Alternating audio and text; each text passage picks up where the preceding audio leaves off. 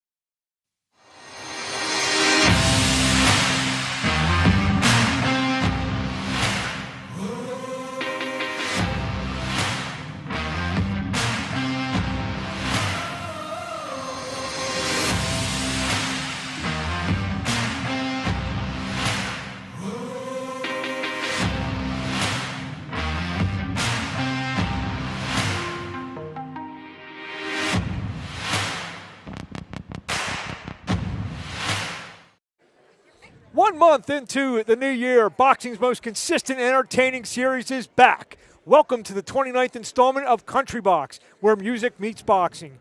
We are inside the Troubadour in Nashville, Tennessee. That is Albert Hainsworth. That is Mike Rogers, and we have an outstanding card for you guys tonight. Our main event, a mouth-watering main event. I feel maybe the best fight on paper in this series. Vaughn Alexander comes in to test the undefeated Mel Sando, Albert. Well, as we've seen Mel Sando here kind of grow up and sharpen his skills. This is definitely going to be his biggest test. Vaughn Alexander, just with his record, you're not going to forget about that, because that guy's fought some super hard duty, like real fighters. So Mel, this is going to be one of his hardest tests. And Mike, Vaughn Alexander, like Albert says, coming in here, fought everybody. Was once a real touted prospect. Didn't go his way. He's been on the losing end on some close decisions against some world-class opponents. Absolutely. And I've seen Mel Sando since he was a kid, coming up through the Golden Gloves and everything else. So, we watched him progress as he won the title here.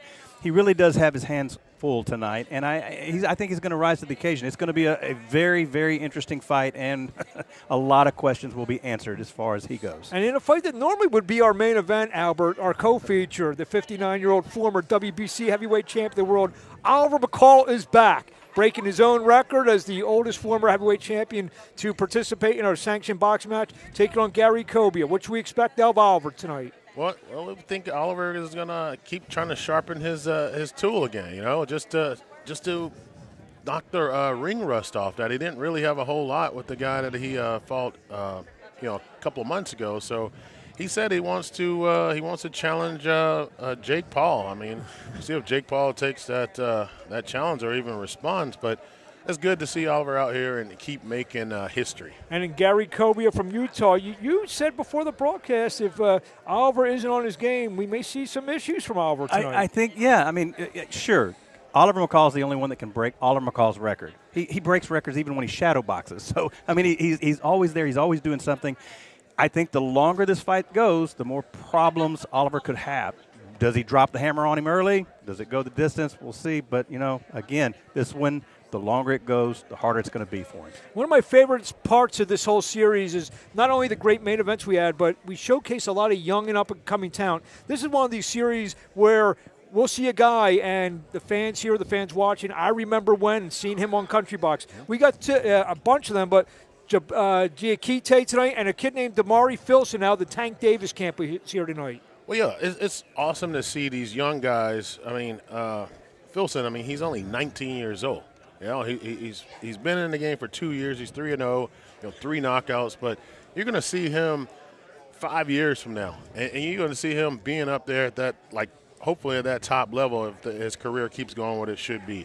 So it's good to see young talent here at Country Box, and that's the beautiful thing what we do here is showing that young talent in the ring and also outside the ring with the country music. Yeah, that's the box part we've been talking about. The country part is Christa Dudley, an outstanding singer, will be performing for us right off the bat. To get us started, let's throw up to my good friend J.T. Conway. Ladies and gentlemen, welcome to the legendary Troubadour Theatre here in Nashville, Tennessee, for the historic and record-breaking 29th installment of Country Box, where music meets boxing. Presented to you by Jimmy Adams Promotions. We want to welcome our newest viewers watching us on USA Today channels, including Fire TV, Freevee, Sports.tv, Plex, and True TV Plus, and our newest partner, Do Ya Media, featuring 39 channels around the world. For everything Country Box, including schedules, videos, and news, make sure you check out countrybox247.com. Tonight's broadcast is brought to you in part by David Roach Dentistry. Country Box also recognizes Clean Eats, providing meals for all the Country Box fighters. Signed to Jimmy Adams Promotions. Heartfelt thanks goes out to the owner, Will Russ. But, ladies and gentlemen, before the fights start, we want to welcome to the stage singer, songwriter, country music star, Christa Dudley. What's up? What's up, Country Box? Let's go! Put 'em up!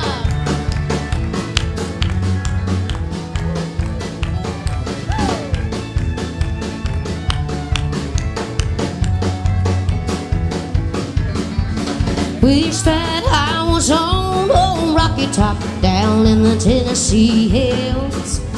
Ain't no smoggy smoke on Rocky Top, there ain't no cell phone bill. Once he had 2 girls on Rocky Top, one bear, the other half cat. Wild as a man, but sweet as soda pop, he's still dreaming about that. Come on now. Rocky Top, you'll always be home sweet home to me.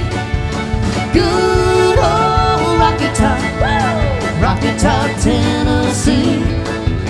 Rocky Top, Tennessee. Come on, girl.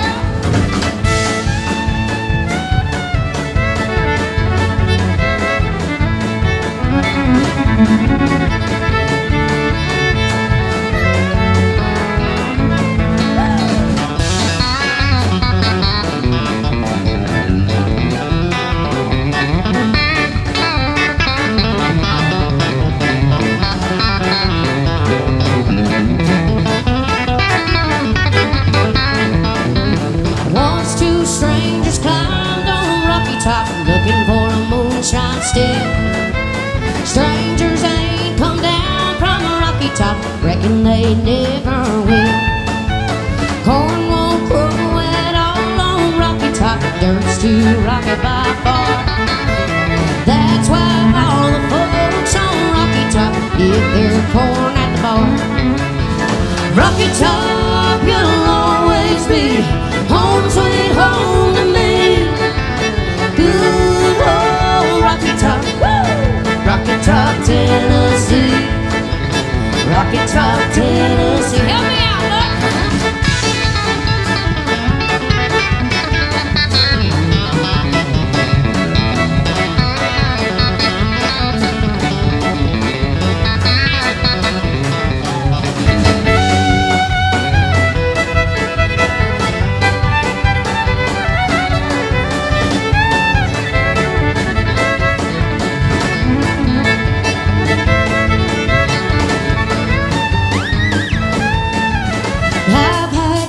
It's a cramped up city life, trapped like a duck in a pen.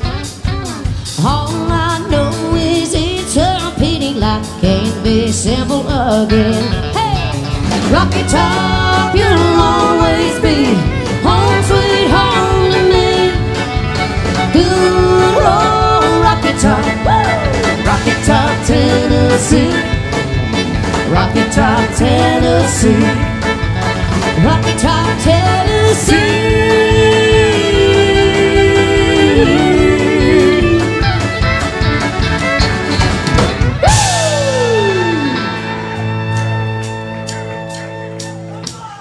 Here's an old country classic.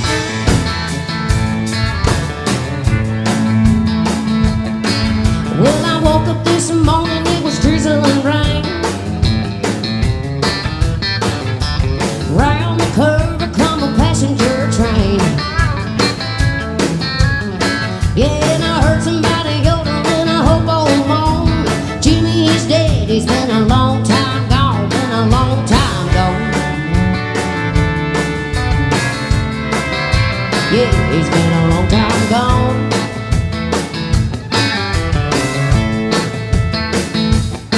If you wanna get to heaven, gotta deari.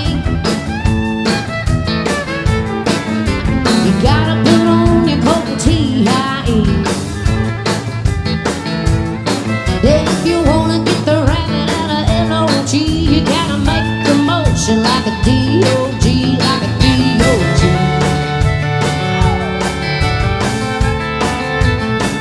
Like a DOG. Renee, you're on the fiddle tonight, come on girl.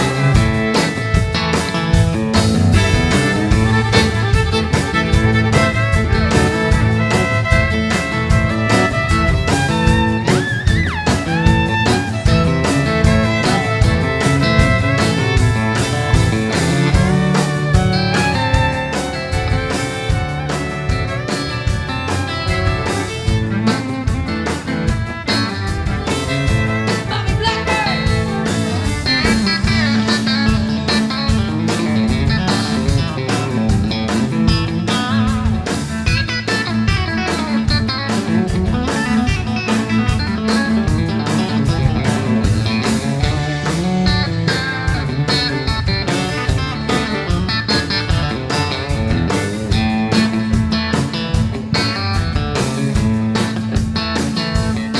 Well, I got my name painted on my shirt. I ain't no ordinary dude. I don't have to work, man. I don't have to work.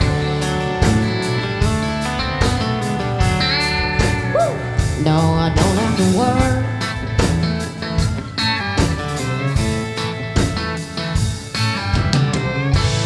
Woo! How y'all feeling tonight?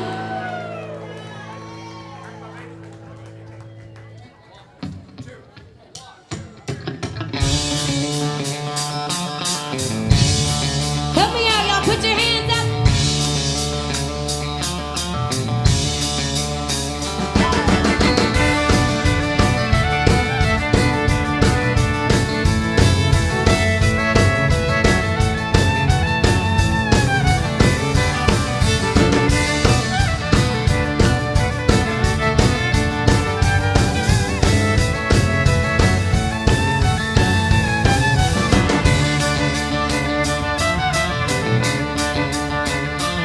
Well, I was sitting on a bar stool acting like a darn fool. That's what I was doing today.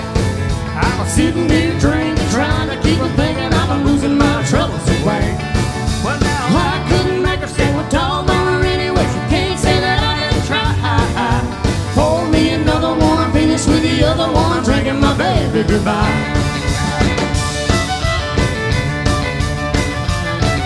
Well, every time we disagreed, she was always asking me, are you a man or a mouse? Now that she's gone, she probably thinks that I'm a home, just a moping around the house. She probably thinks she's the one thing I just couldn't get along without. Well, wouldn't it surprise her? I gotta sympathize her as long as these bottles hold out.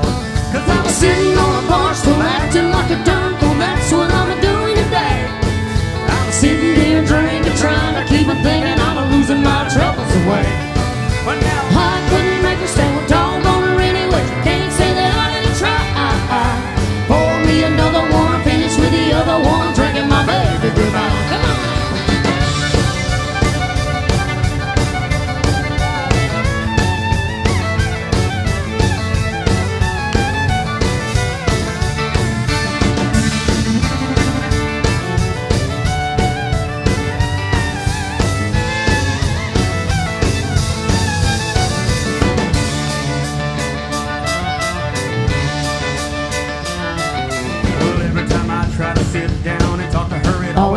jumping a bus.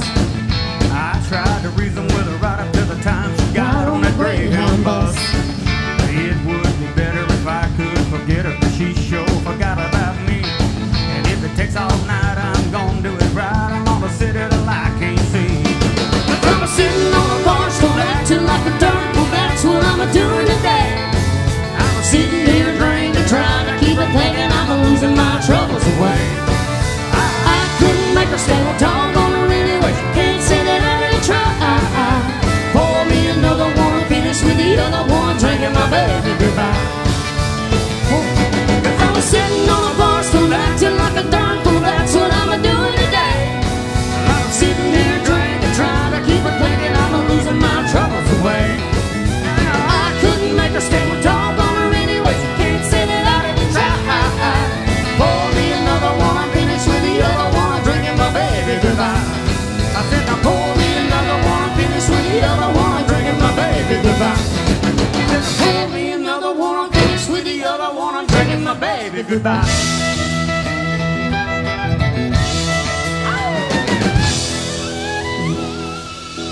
We got any rock and roll fans in the house right now?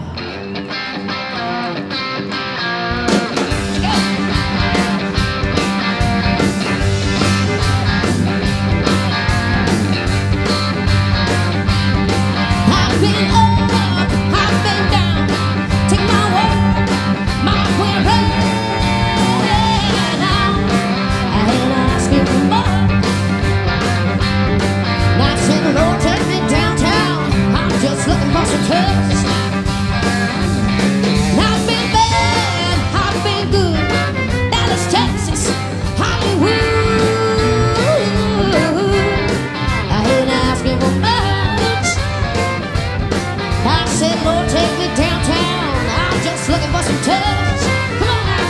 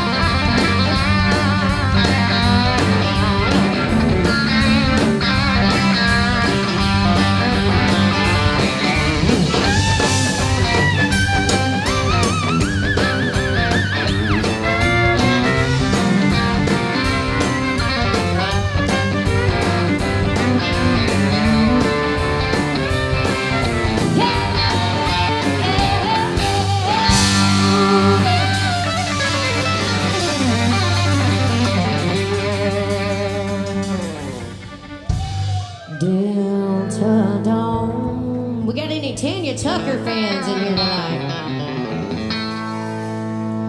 Delta Dawn, what's that flower you have on? Could it be a fading rose from days gone by? And did I hear you say he was meeting you here today? To take you to his mansion in the sky.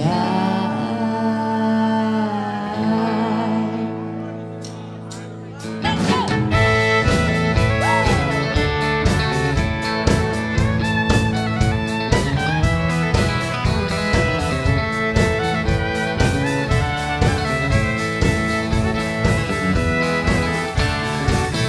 Well, she's 41 and her daddy still calls her baby.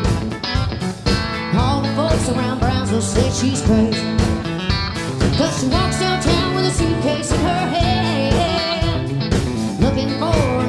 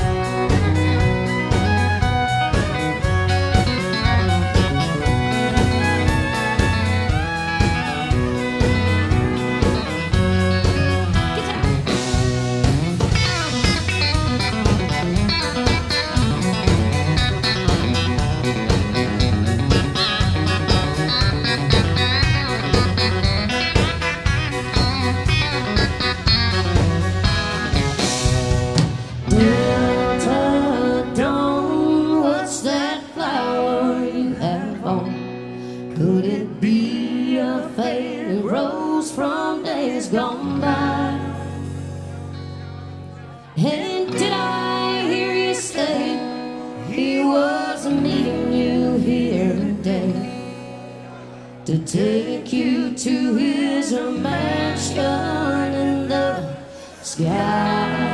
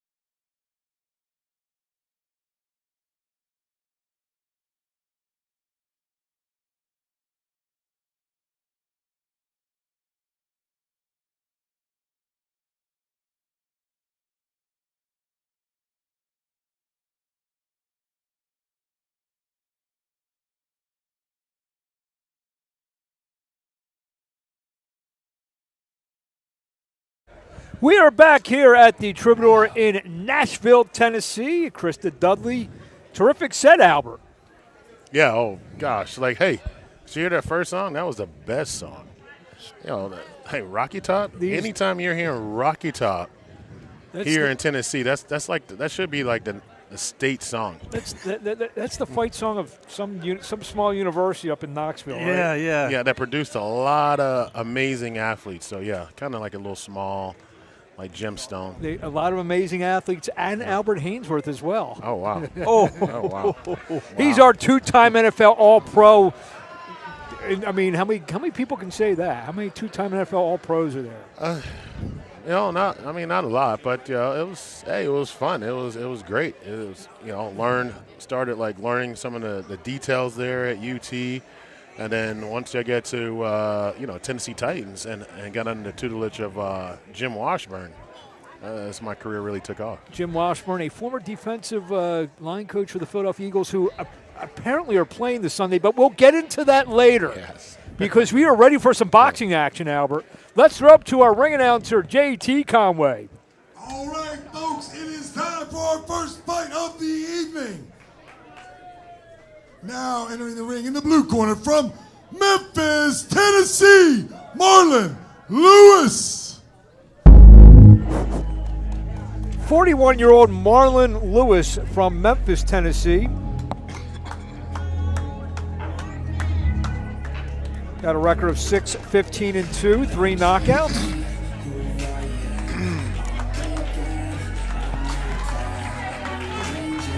Big crowd has been filing in, getting ready for this big night of professional boxing. It's always a great time. Now entering the ring in the red corner from Lanham, Maryland, Damari philson. The crowd also knew that great athlete Albert Hainsworth would be here tonight, so. A little football. So we had 41-year-old Marlin Lewis. He's going to take on 19-year-old Damari Philson, him Lanham, Maryland, just outside of Baltimore. A good young athlete that's ready to battle. For the first time tonight, Albert Hainsworth take us behind the numbers. You see right here, you got an age with Philson, and then, of course, the height. So let's see how he's going to deal with the height advantage with Lewis. And, of course, you see his perfect record. But Lewis is definitely a veteran in the ring. We're going to get this fight started and our night of fight started. Let's up the ring announcer, J.T. Conway. Ladies and gentlemen, we have a special attraction tonight in our first fight of the evening. It's a 6-rounder in the super bantamweight division presented to you by Jimmy Adams Promotions. Introducing first, fighting out of the blue corner, weighing in at 133 pounds. He's a veteran of 23 professional fights. Hailing from Memphis, Tennessee, please welcome Marlin Lewis. And in the red corner, weighing in at 131.8 pounds, hailing from Lanham, Maryland, his record, undefeated. 3 wins, no losses, all 3 wins coming by way of big knockout. Please welcome to Music City, Damonte philson.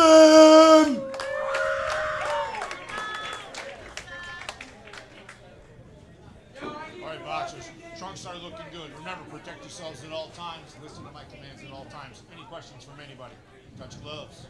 Come out swinging. 6-round super bantamweight fight starting us off. Damonte philson, 3-0, 3 knockouts. He's in the black trunks. Marlin Lewis, 6-15 and 2-3 KOs out of Memphis. He's in the gray. Mark Abrams, Mike Rogers, Albert Hainsworth. We are underway here tonight at the Troubadour in Nashville. I'm being told that Philson is a sneak peek into the future of the super featherweight division, that he will be a star on the rise. He's trained, most boxing fans out there saw the familiar face of Calvin Ford, who we will see in about 3.5 weeks in the corner of a kid by the name of Giovanni Tank Davis. So he comes from that camp, Philson. Philson told me he's been in the ring with Davis, with Adrian Broner, with Stephen Fulton as sparring partners. So he's very well tested in there, is Damonte philson at 3-0. You know, 19, just like he's throwing a range of punches, and you know what he's seeing right in front of him right now is the body. So he's, you know, for a young guy, they mostly want to headhunt, and he's not necessarily headhunting. Yeah, I like that. I like the body work. And I also like, look at the footwork, the way he's taking the angles and moving out. He doesn't just stand there watching. He'll step out. So left hook from Philson. And a hard right over the top that hurts Lewis. Lewis now backed in the corner, and down he goes on a left hook.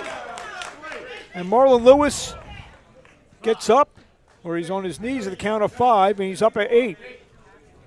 So not waiting for the referee to touch his gloves. I think he better give this guy a break. Yeah, right. He needs to slow it down a little bit. Philson going back to the body, straight up with the jab. Another left hook from Damonte philson. Oh, hard left to the body. Good right over the top from Marlin Lewis, but Philson is right on his opponent. I mean, it's pretty sharp, just for a 19-year-old, and like I think I can see a little couple of holes in there he's going to learn, but that's going to come with more ring experience.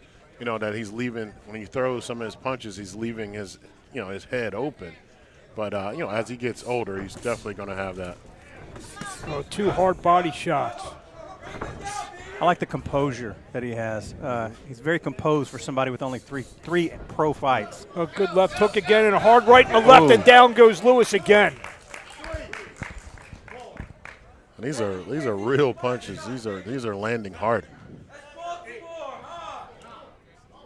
Lewis up at 9. Philson, like I said, just 3 pro fights, but he had about 86 amateur fights. Good body shot again from Philson, and a hard right. Down goes Lewis again, and this fight is over. Oh, the ref stopped it. Yeah, this fight's over. Score of the first round stoppage, win number 4, stoppage number 4 for 19-year-old Damonte philson. We weren't able to get into his story either. He's an accomplished artist down in Baltimore. Music artist? No, yeah, that's what I was wondering. Well, no, painting. He does. Wow. He does that expression painting, and he's got a clothing line that kind of goes hand in hand with it. As we see some of the action, Mike Rogers and Albert Hainsworth. I mean, all his punches are crisp. They're hard. I mean, they're landing, pretty flush. And he took his time, and he really broke him down. He started from the body, and he worked his way back up to the head. But he did, like as you pointed out earlier, he wasn't head hunting. He was building his shots up, taking his time, setting up his combinations, but always starting at the body first. And also, that was a tall guy. He had a guy that had a good 5 inches on him. So what he was staring at is, I hate to say it, like his belly button, his chest. So he chopped him down from there. Timber. So, like Mike said, this kid has a chance to be a real prospect in there, and hopefully we'll see him back here on Country Box. But he has the makings. He's around world championship pedigree in the gym with Giovanni, and Calvin has proven over the years to be one of the top trainers out there. So he's getting the right instruction, and I talked to him for a few minutes outside the ring. He's got his life together with some outside interests. He mentioned the painting. So definitely a kid to keep your eye on is Damari Philson. Write that name down because it's going to mean something in a few years. Today, I think the kids type it out. I don't know if they write stuff out as much anymore. Text it to yourself. Yeah. Yeah, I don't think they write in cursive anyway, for sure. Well, to get the time of this stoppage, let's throw it up to J.T. Conway. All right, ladies and gentlemen, we have a winner at the 2:38 mark of the first round by TKO. Your boy, Damari Philson! Damari Philson scores a stoppage in the first round of our opening bout.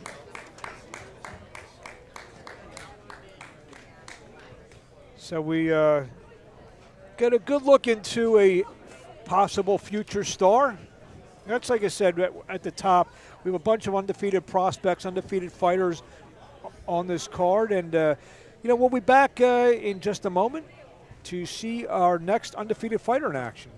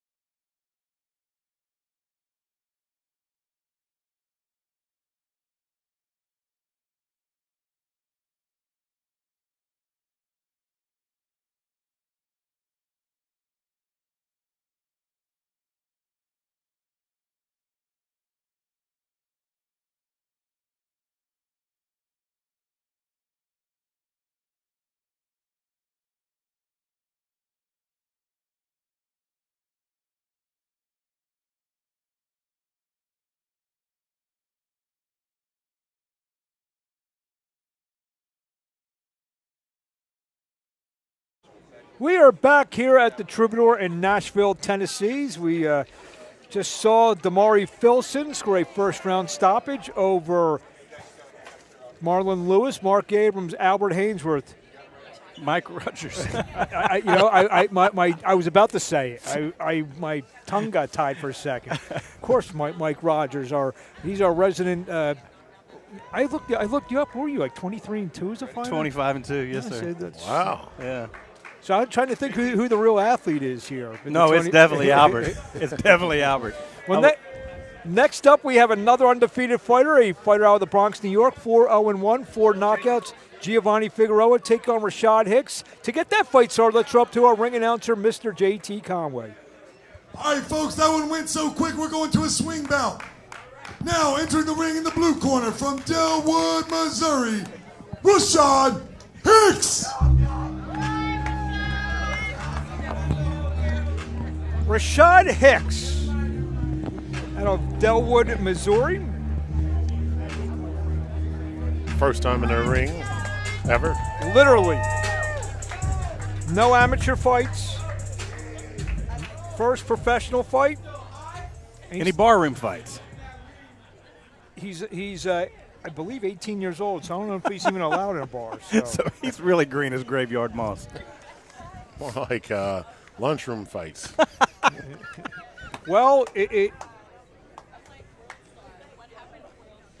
entering the ring in the red corner, fighting out of the Bronx, New York, Giovanni Figueroa.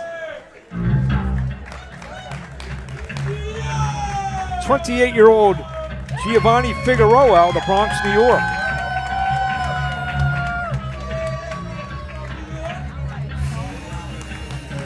He's got a record of 4-0-1, 4 knockouts. Mike Rogers, take us behind the numbers. Sure. Giovanni Figueroa, 28 years old, 5'7", 121.7 pounds, 4 wins, 0 losses, 1 draw. Rashad Hicks, 18, 5'7", 125 pounds, 0-0. Well, to get this fight started, let's throw up the ring announcer, J.T. Conway. All right, ladies and gentlemen, our next fight of the night is scheduled for 6 rounds in the Super Bantamweight division, presented to you by Jimmy Adams Promotions. Introducing first, fighting out of the blue corner, making his pro debut, He weighed in at 125 pounds, hailing from Delwood, Missouri. Yo, put your hands together for Rashad Hicks. And in the red corner, he weighed in at 121.7 pounds. His record is undefeated at 4 wins, no losses. All 4 big wins coming by way of knockout from the BK, the Bronx, New York. Please welcome Giovanni Figueroa.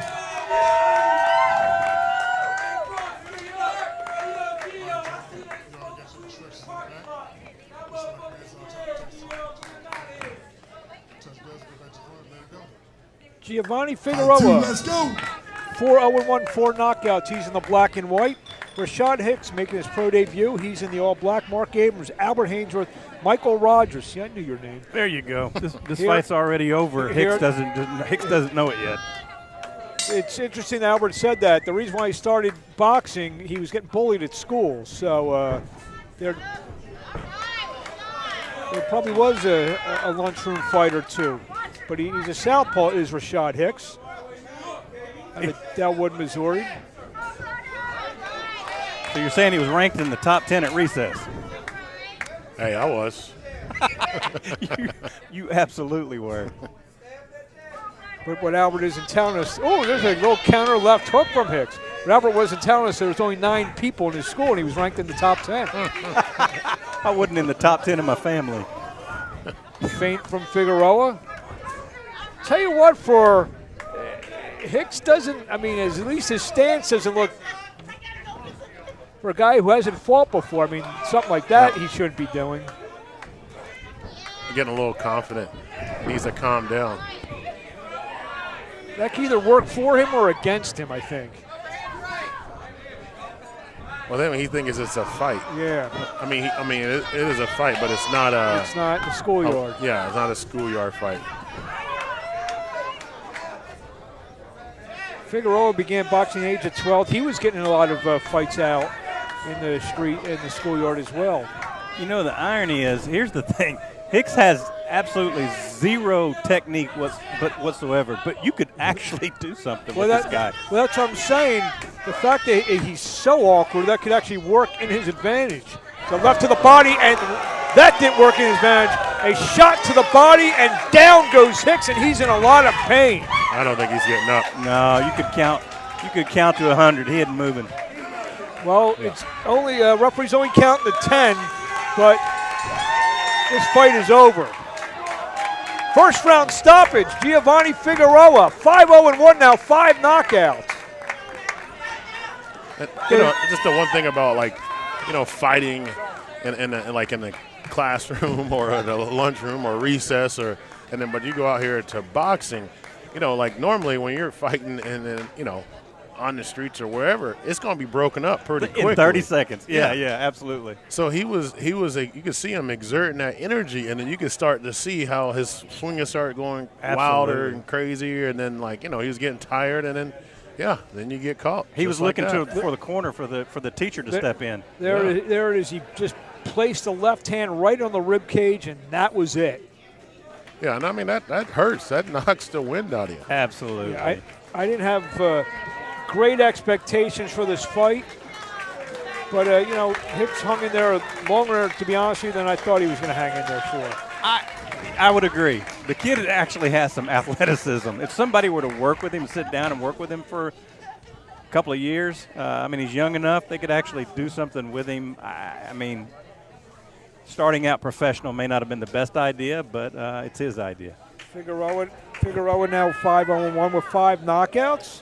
We'll get to see his progress as he puts another one in the win and stoppage column.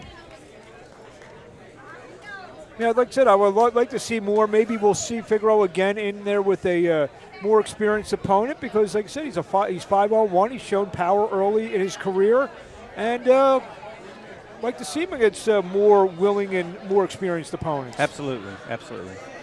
And maybe, you tend to look sometimes as good as your opponent. So he might have got hit with some things he shouldn't have because of the awkwardness that you brought up about his opponent. Exactly. Well, we are ready to get the time of the stoppage. Let's show up to our ring announcer, JT Conway. Ladies and gentlemen, how about that for a shot? We have your winner at 1 minute 50 seconds of the first round by thunderous body shot knockout, Giovanni Figuroa. There you have it, Giovanni Figuroa. 5015 stoppages. We'll be back with our next bout. Looks like Jabril Diakite taking on Jeremiah Robinson. But first, these messages.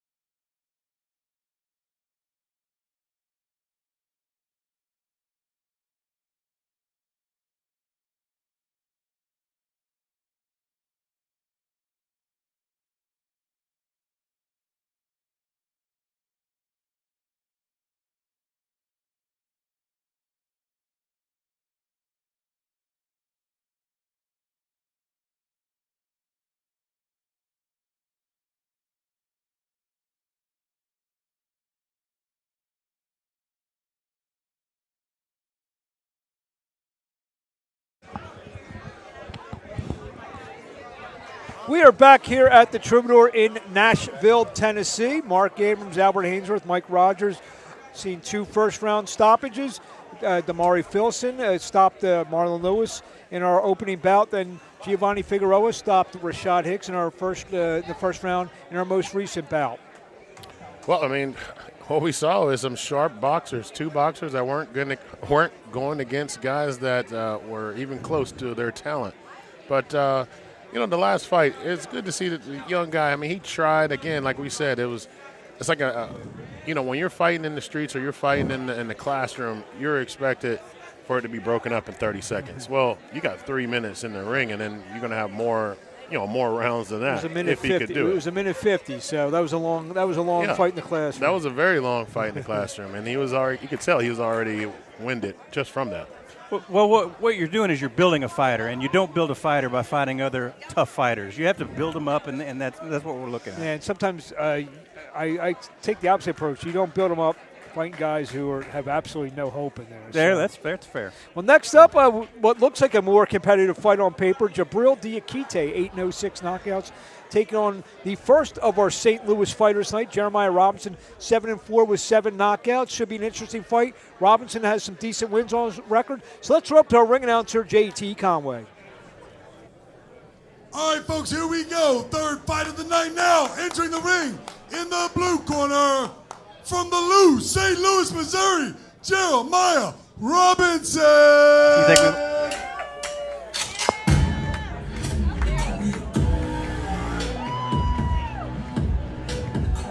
Another young kid, 19-year-old Jeremiah Robinson.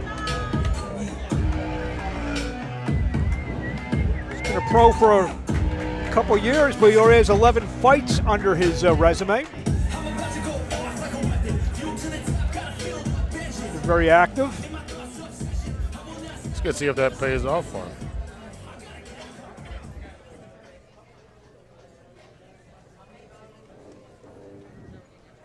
And now entering the ring in the red corner from Queens, New York, Jabril Diakite. This is 24-year-old Jabril Diakite.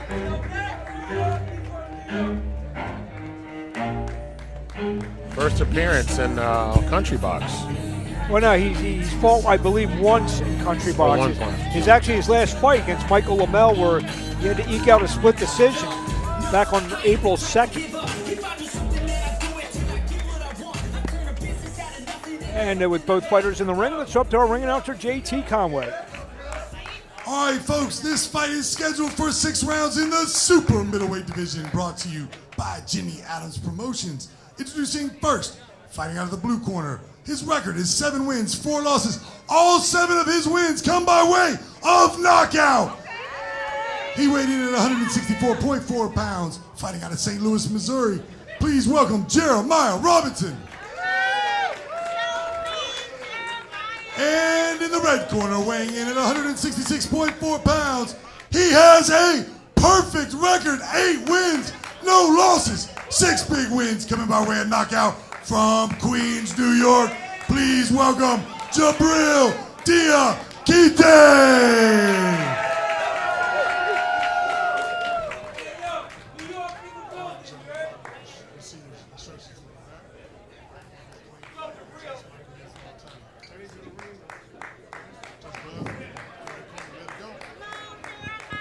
Go. Jabril diakite, 806 knockouts. He's in the black trunks, solid black trunks. Jeremiah Robinson, 7-4, 7 knockouts. He's in the black with the white stripe down the side. Mark Abrams, Michael Rogers, Albert Hainsworth. We are here at the Troubadour Nashville. Third bout of the evening. Country Box 29, Jimmy Adams Promotions. Well, there's a good left from diakite and has... He doesn't appear to be taking those shots as well as you would think. Yeah, Robinson's been stopped 3 of his 4 defeats. So 10 of his 11 fights have ended in knockout one way or the other. Jeremiah Robinson and diakite's all over Robinson. Yeah, Robinson didn't respond very well to those first few shots. Yeah, he's not responding well. Good body shot and down goes Robinson. That was one of those things, hit the head, and then the body will fall. Yeah. Usually the opposite. And then it was the opposite, as Robinson is having trouble getting up, and this fight is over. You might have just come up with a new saying. Hit the head, and the body will go with it. Well, he hit the head, then it was a body shot that ended things. First round stoppage, win number 9, stoppage number 7 for Jabril diakite. You can tell, like, it's just the power difference right there. It was, and it was not only the power difference, but his ability to take the power. You know, some guys will just take that shot and keep coming. It makes them very difficult. He couldn't handle that power at all. Oh yeah, when he blinked, he blinked. Let's see what happened in there, guys. Yeah. Well, he got discombobulated that first shot of the temple. He never really recovered from the very get-go. Yeah, the very first shot. I mean, he was blinking. He was just like, this guy got a lot of power. It's probably not going to last long. I mean, he tried to cover up a little bit. And he threw a couple punches, that landed a little bit to get him off of him, but it was inevitable. Yeah, that fight was over when they signed the contract.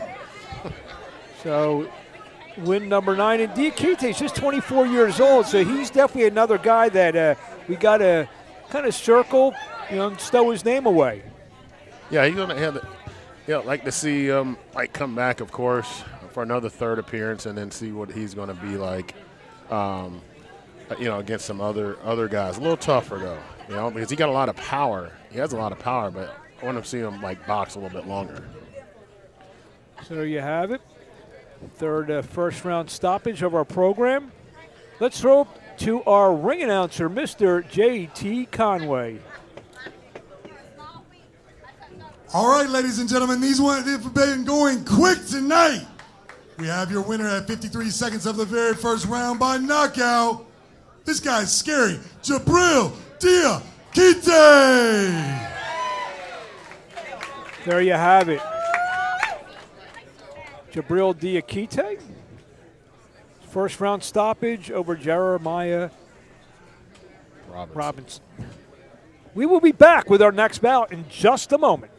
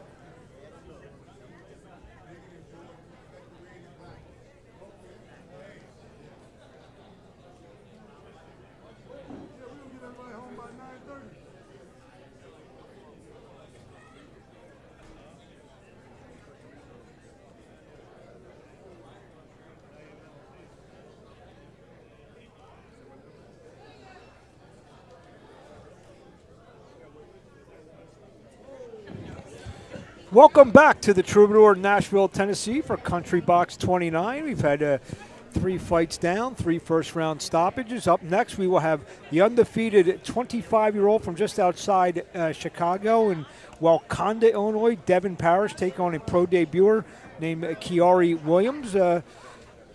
Albert, first 3 fights, what have you liked so far? I mean, they've been quick. we've seen some great. You got somewhere to go? No, not at all. But hey, you can enjoy Texas Troubadour, Nashville in a little bit. But I mean, there've been some very hard punches. I mean, that's the one thing you could tell guys that kind of think like boxing is fun, and you see guys that are taking it serious, and this is what they do for their livelihood. So, I mean, two different guys in the ring.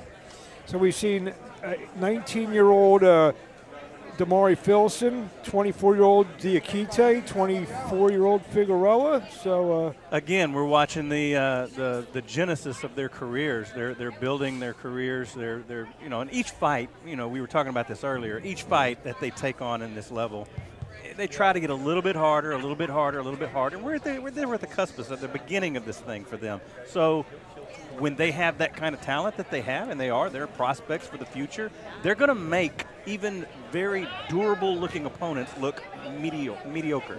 And that's what's occurring. That's what we're seeing. We're like, wait a minute, these guys don't look like they really belong in the ring with them. Well, it's just that they're really that good. And next up is 25-year-old Devin Parish. He'll be taking on Marlin Lewis. We still have our main event, Vaughn Alexander taking on Mel Sando, as well as our co-feature, Oliver McCall, taking on gentleman Gary Kobia. We have also a couple other, we have a big heavyweight fight, Kanja Nathan at 294 pounds, taking on Damonte Cherry. Ryan Diaz still to come against Rayquan Ashby. So we will full plate of boxing. We also got some more music from Christa Dudley. So still have a big night of boxing and entertainment to go with you. Oh yeah, we have what 8, 9 fights here. Eight fights here. We're gonna hear it all. I mean, you're gonna see it all. You're gonna hear it all. She's dying to get back on the stage. She was trying to keep playing over to us at the beginning, but she'll get her back out there and she'll hear some good country music from a young star and seeing these young fighters come up in their career. And we got Country Box's Curtis Harper in the house, who's fighting Deontay. We don't know that yet. What? Well, no, he told me they're not really allowed to talk about it yet. Oh. So I didn't hear that. So well, I think we are ready to go. Let's throw it up to our ring announcer, Mr. JT Conway. All right, folks, we're going to keep it going now. Entering the ring in the blue corner from Redford, Michigan, Kiari Williams.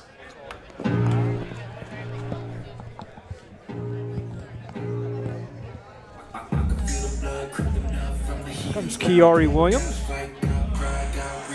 pro debuter out of Redford, Michigan.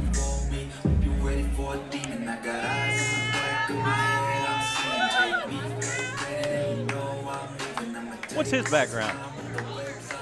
Making his pro debut.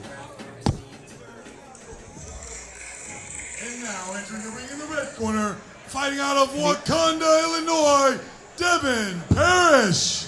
And he's fighting a 4-0 fighter. It's kind of like a Big Ten battle here. We got Illinois against Michigan.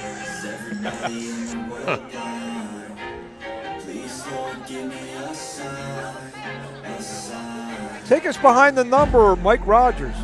Sure, we got Devin Parish. He's 25 years old, 5'9", weighs 148.8 pounds. He's 4-0 as a pro. Fighting Kiari Williams, 23 years old, 5'7", 143.4, and he's making his professional debut. Well, to throw up to ring announcer, Mr. JT Conway.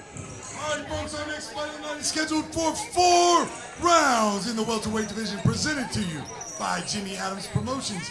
Introducing first, fighting out of the blue corner, making his pro debut, weighing in at 143.4 pounds, hailing from Redford, Michigan. Please welcome Kiari Williams. And in the red corner, he weighed in at 148.8 pounds. His record, perfect. 4 wins, no losses, all 4 wins, coming by way of knockout from Walconda, Illinois. Please welcome Devin Parish.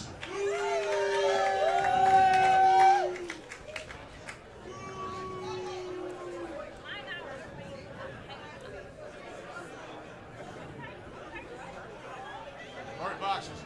Trunks are looking good. Remember, protect yourselves at all times. Listen to my commands at all times. Any questions? Touch gloves. Come out swinging. Devin Parish. Let's see if we go 4 for 4. 4-0, 4 knockouts. He's in the red and gold and black. Kiari Williams, pro debuter. He's in the all black. Mark Abrams, Mike Rogers, Albert Hainsworth. Here we are at the Troubadour in Nashville. Just to finish Mike's point up, I did ask Curtis Harper about that. He just shrugged his shoulders at me and winked. So you can just take that for what that's worth. As Williams coming out, trying to land some shots. Parish keeping a high guard. A little uppercut in the right hand. Back to the jab. He's getting right in between those guards, though. You see one, there's another uppercut. I tell you what, though, Williams may be making his debut, but he's boxed somewhere before. Yeah, you definitely could tell there's an amateur. There's a right to the body. He knows how to move in there. You definitely could tell you that. He's sliding left to right. So good jab from Parish again. Yeah, if he doesn't keep up his give him his guard, he'll be all right. He's 23. Yeah, it'll be how well he can take the punishment for how long he can take it. But he's been there before. Parish making his second country box appearance. He started boxing at the age of 18. Just wanted to do it since he was younger, and another guy, he lost a street fight, so he took it in the gym. There's a good right to the body. I think Williams now is starting to wilt to the pressure of Devin Parish. Yeah, there's a hard right hand, and down goes Williams. Yeah. Oh, ref stopped it. This fight is over. I thought it was too quick. I thought that was too quick. quick. The body shot. Fight is over. Score the first round stoppage for Devin Parish. That was too fast. Win number 5, stoppage number 5. Yeah, I mean, like he went down, catch his breath, but I didn't think he was like super hurt. No, and I don't think that he was just so far out. I mean, maybe he was heading for deep water, but he wasn't there yet. Né Yeah, a little early. Yeah, I would agree. Stoppage for sure. Well, you could see that the pressure was starting to get to Kiari Williams. So he did the first 45 seconds. He did a good job of sliding along the ropes. But Parish got to him, and but Parish being a very high volume puncher. I mean, he was throwing it and he was cutting off the ring, and he kept going and going and going. So like, there's nothing wrong with his performance. He just had a guy that's throwing like high volumes and like crisp body shots, headshots. I mean, he was throwing it everywhere. So yeah, but as a coach, they really need to go in there and really, really, really work on his conditioning. If they can get his conditioning up and with his movement and the way that he did things, I don't know if he'll ever go past C, but he'll be at least a decent C. Yeah, and he'd be definitely a formidable opponent that could challenge people. For sure, absolutely. There's got to be gatekeepers. Right. So Devin Parish, this is his second fight on Country Box, which means a pretty good chance we'll see him again. He's a very sharp puncher. A guy that's he's 25, but like he throws power punches. He's very active. I definitely want to see him in here some more. Yeah, he's solid for sure. Yeah. So everything so far, 4 fights, 4 first-round stoppages. I'm pretty sure we're going to have some ones that's not going to go first round. We're going to have double these rounds. I would agree. Did you ever lose a street fight, Albert? You actually think he's going to admit that? I think I lost a fight in the 2nd grade was probably my last one. Okay. Well, we'll get the time of the first round stoppage. It's up to JT Conway. Ladies and gentlemen, put your hands together. That's 4 bangers in a row. 4 first-round knockouts. At 1:36 of the very first round, your 4th winner by first round KO, Devin Parish. Devin Parish goes to 5-0 with 5 knockouts. Kiari Williams loses his pro debut. We'll be back with our next bout right after these messages.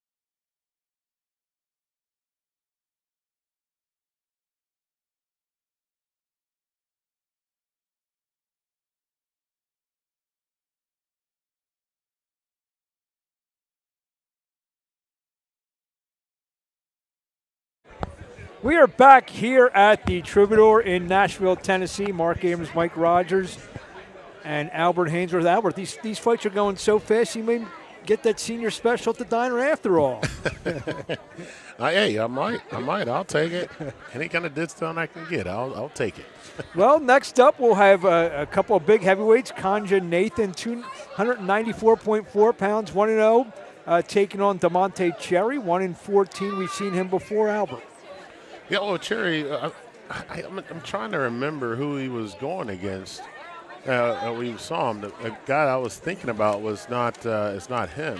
So see how he performs. I mean, he's from Wilson, North Carolina. 1-14, one knockout. So hopefully, he just come out and give a good showing for Kanja Nathan. And it's always good to see a heavyweight, especially he's 1-0 and he's from New York, so he definitely has. Gets good work in the gym, Mike. For sure, absolutely. I don't know much about the guy, but as you stated, coming from New York, it's kind of like Detroit or Chicago or wherever else. When you hear those cities, you go, okay, there's a good chance this cat can box. Well, and it wasn't he didn't get a knockout, so at least he went probably 4 rounds or so. So I mean that's kind of interesting to see right here. We got that. We still got Ryan Diaz and Rayquan Ashby. And then our 2 co-feature bouts, our co-feature bout that will pit Oliver McCall and Gary Kobia. Then our main event, Mel Sando and Vaughn Alexander. I think we are ready to get our next bout started. Let's up to our ring announcer, Mr. J.T. Conway. All right, ladies and gentlemen, now entering the ring in the blue corner from Wilson, North Carolina, Damonte Cherry.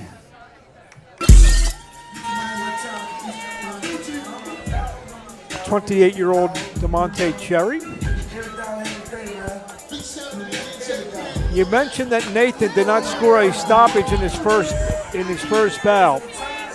Cherry's 1-14. Been stopped all 14 times. 13 of those 14 have not made it out of round 1. Just pointing out some statistics here. So what you're telling me is New York may get a knockout tonight. All I'm saying is I'm pointing out some statistics. He does have that one knockout. Now entering the ring in the red corner from Yonkers, New York, Kanja Nathan. This is 31-year-old Kanja Nathan out of Yonkers, New York.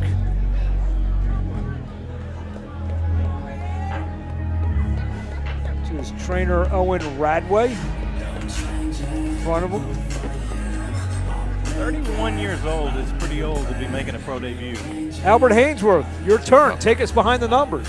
As you can see, Nathan, 31 years old, 6 foot, 294, one win, and then also you got a 28-year-old, just an inch shorter, 239, and also 1-14 with Cherry. To get this big heavyweight fight started, let's up to ring announcer J.T. Conway. Sorry. Ladies and gentlemen, our next fight is scheduled for 4 rounds. If you can't tell, it's the heavyweight division. Presented to you by Jimmy Adams Promotions. Introducing first, fighting out of the blue corner, a veteran of 15 professional fights, weighing in at 239 pounds, hailing from Wilson, North Carolina, Damonte Cherry. And in the red corner, this big fella weighed in at 294 ready pounds. His record is perfect, 1 win, no losses. From Yonkers, New York, please welcome Kanja Nathan.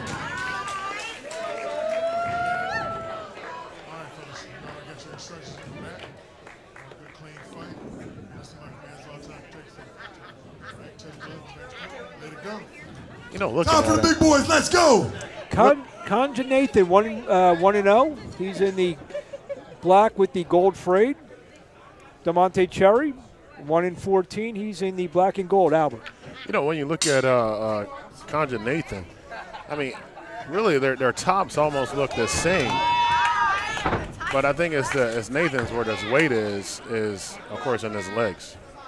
He looks like a center. Oh, I was going to say a nose tackle, an old school nose tackle. Yeah, too short.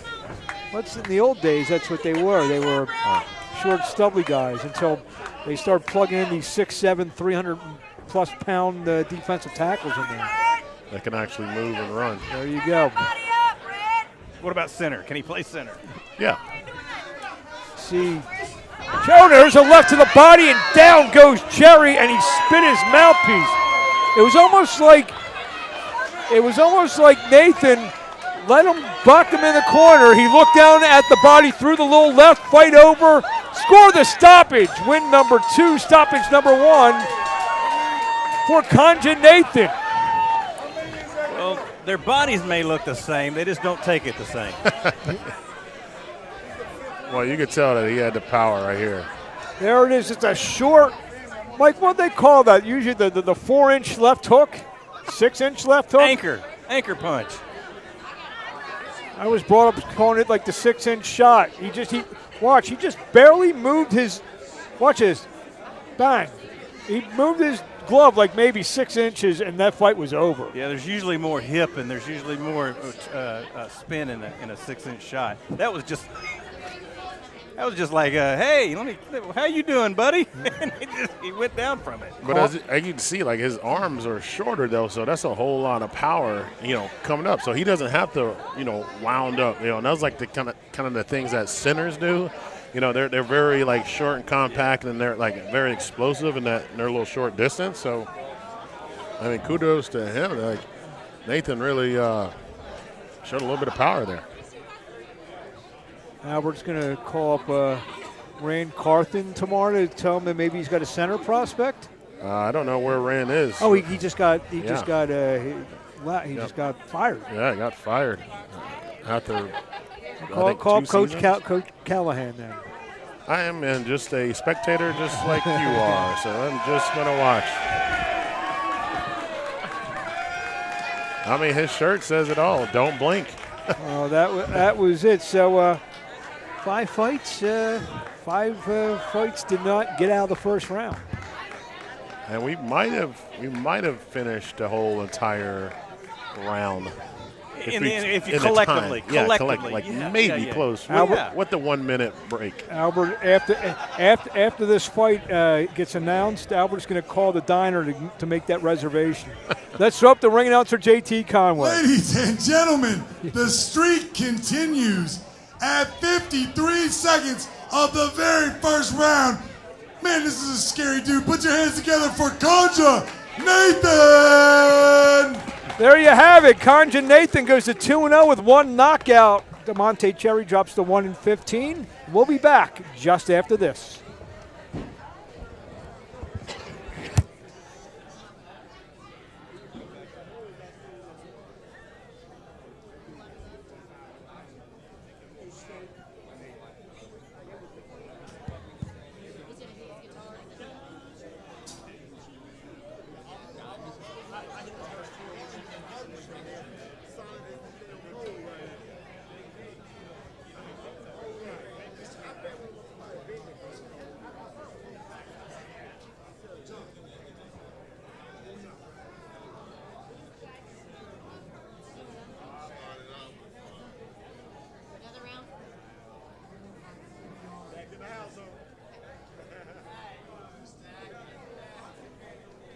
Broadway's finest. I'm kidding.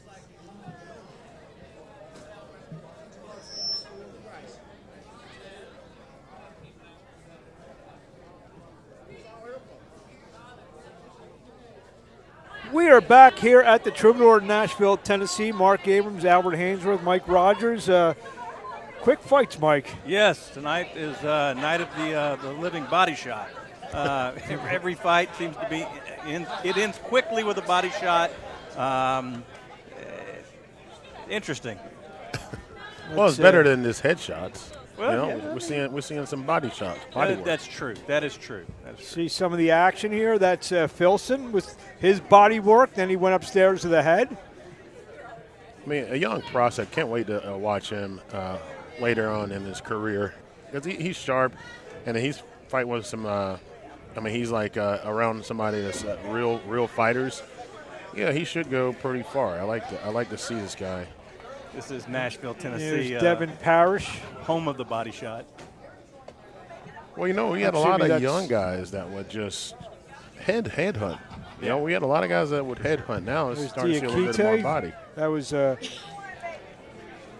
Diakite. This is Devin Parish. Before we saw Giovanni Figuroa.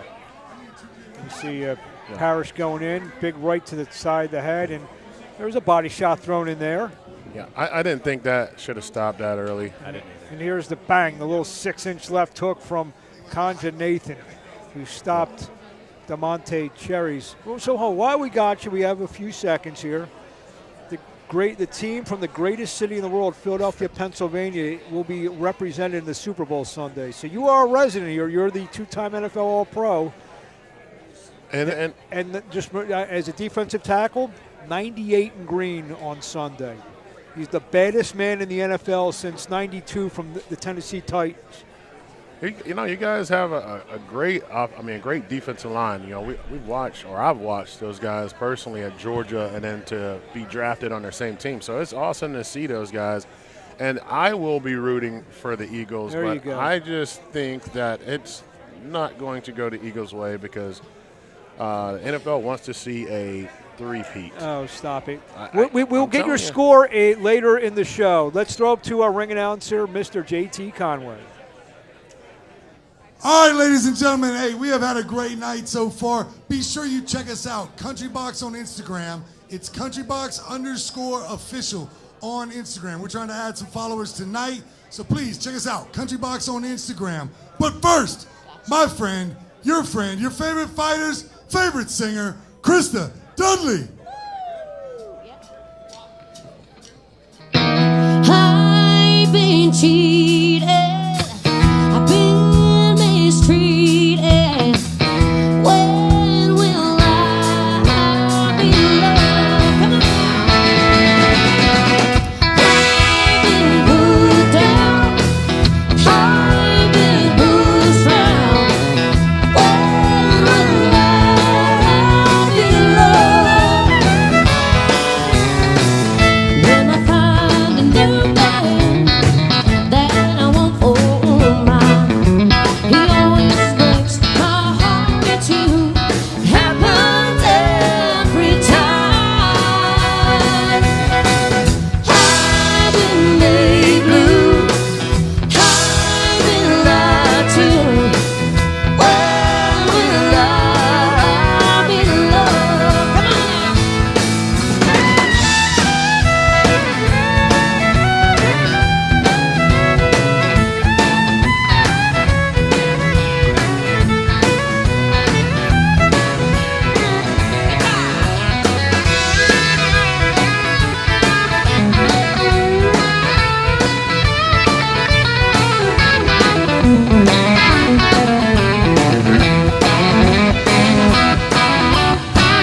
When I find a new man that I want for mine, he always breaks my heart in two.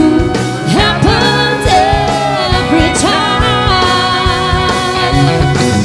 I've been made blue, I've been lied to. When will I be loved? When will I be loved? Tell me, when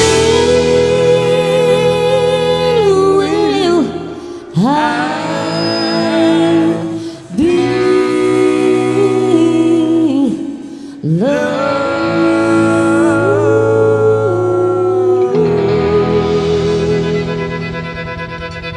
And the crowd goes crazy.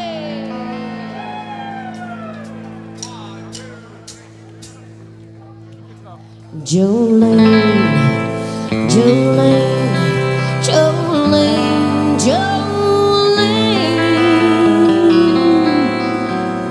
I'm begging of you, please don't take my man. Come on now.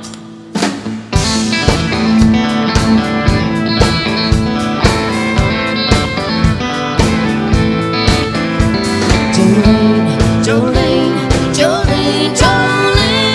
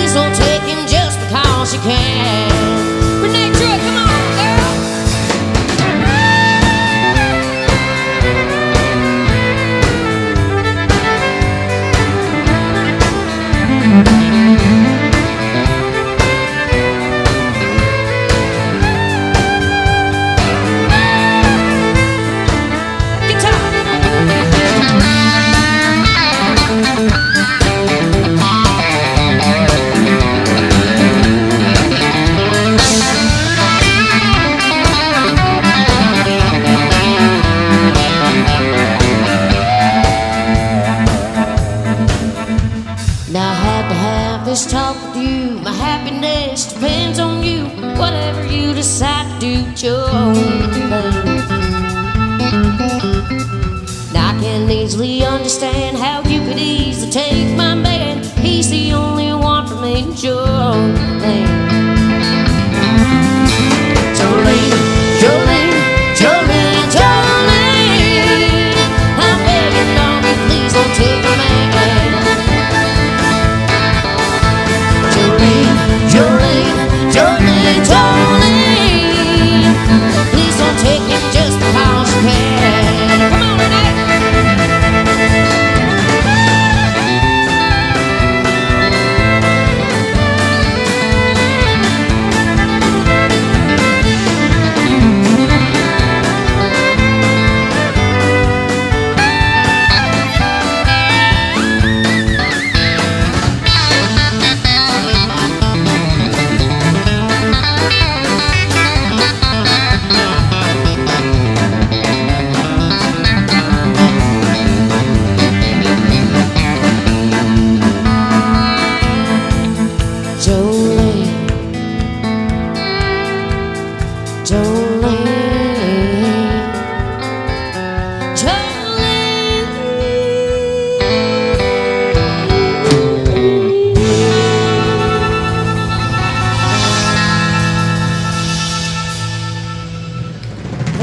Some low end up here, Barry, like less high end.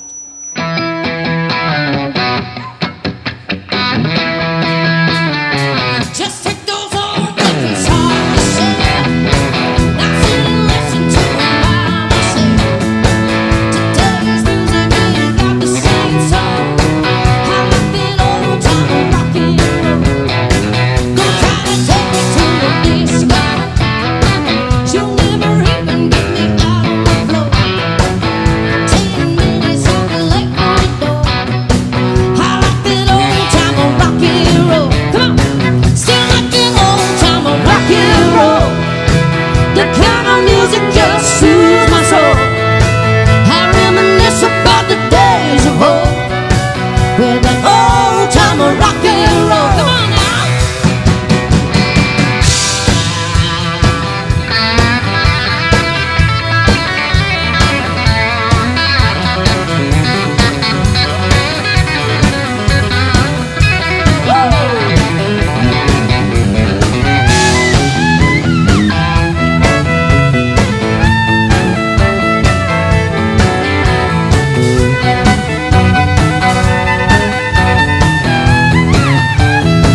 Don't try to take me to the disco. You'll never even get me out on the floor. 10 minutes I'll be late for the door. I like that old time rockin' roll. Call me a rebel, call me what you will. Say I'm old fashioned, say I'm over the hill. Today's music ain't got the same soul. I like that old time rockin' roll. Come on, still like that old time rockin' roll. Kind of music just soothes my soul. I reminisce about the days of old with that old time rockin' roll.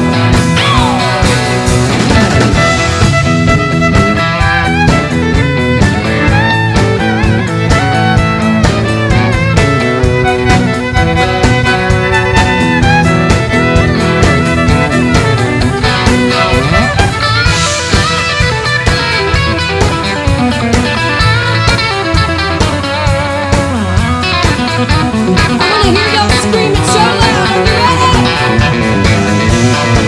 So like that old time rockin' roll. Come on.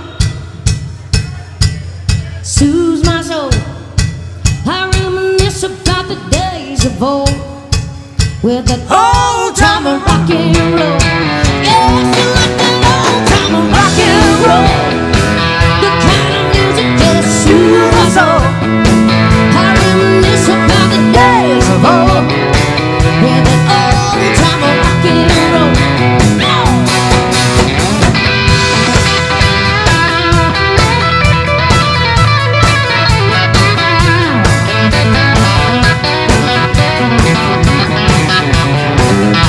Come on, Renee.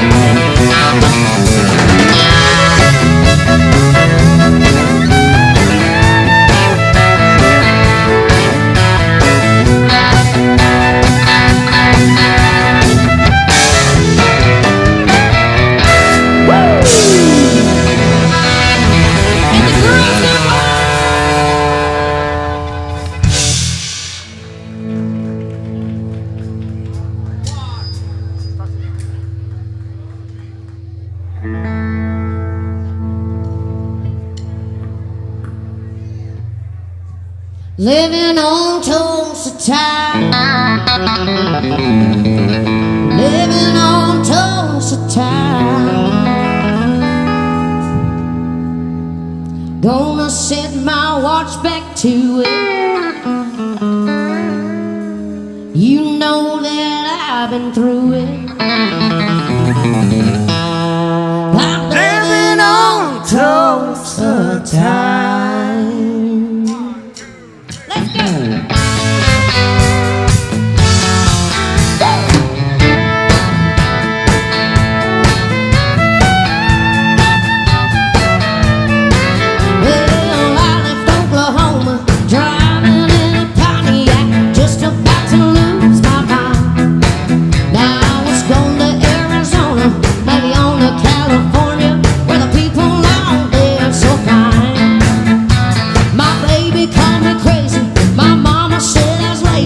Let's go.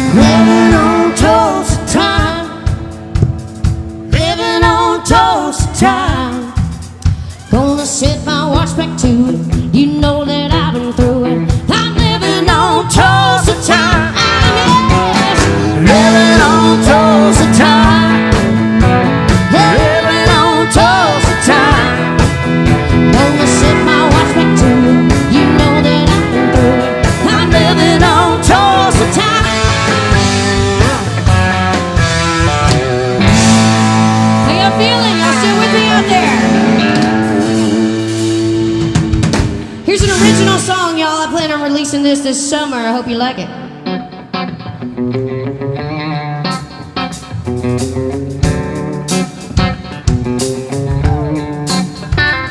I may never be a millionaire with a condo in New York City, 'cause I barely get by on $100 a night from the tips people give me.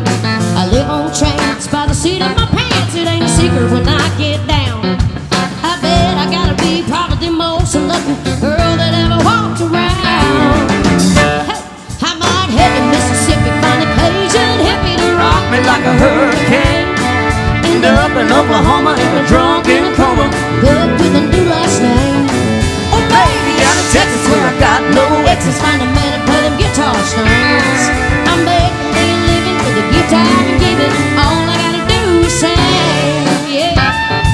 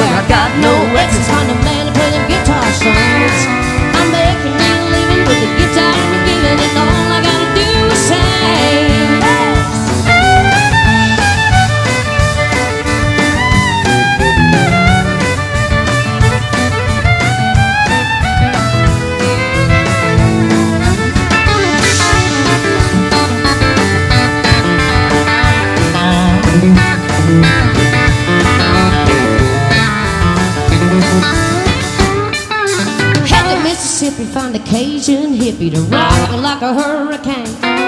End up in Oklahoma in a drunk in a coma, cook with a new last name. Oh, baby, out of Texas where I got no exes, find a man to play them guitar strings. I'm making me a living with the gift I've been given. All I gotta do is sing. Lord, I'm making me a living with the gift I've been given. All I gotta do is sing. Woo! Yo, my name's Christa Dudley. So excited to be here. That's an original song that released this summer.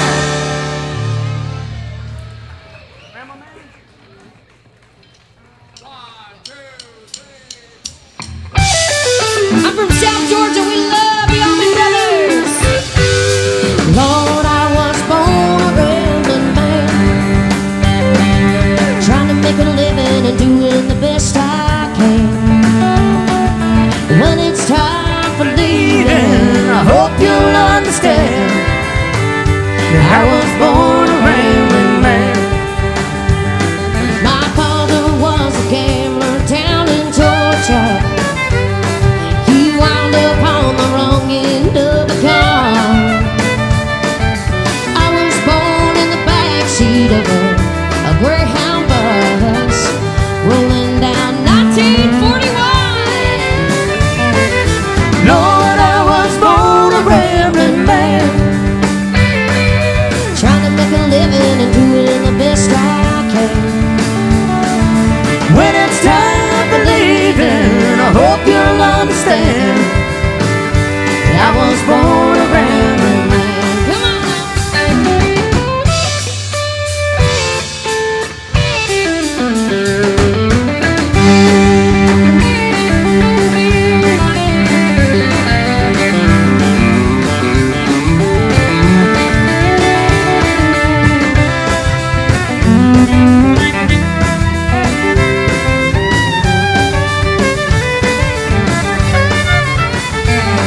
I'm on my way to New Orleans in the morning.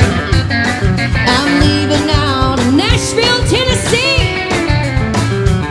Yeah, we're always having a good time down on the bayou, Lord. The Delta women sure love me. Lord, I was born a rambling man, trying to make a living and doing the best I can. When it's time for leaving, I hope you'll understand. I was born a rambling man. Lord, I was born a rambling man. Lord, I was born a rambling man. Lord, I was born a rambling man. Lord, I was born a rambling man. Come on, girl.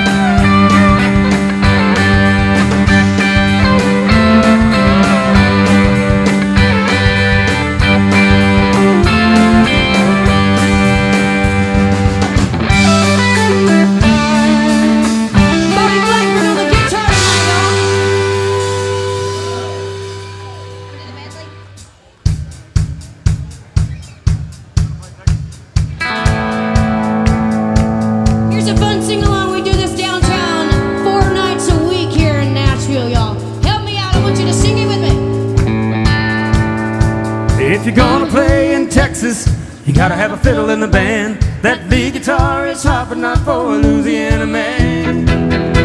So let's all dance.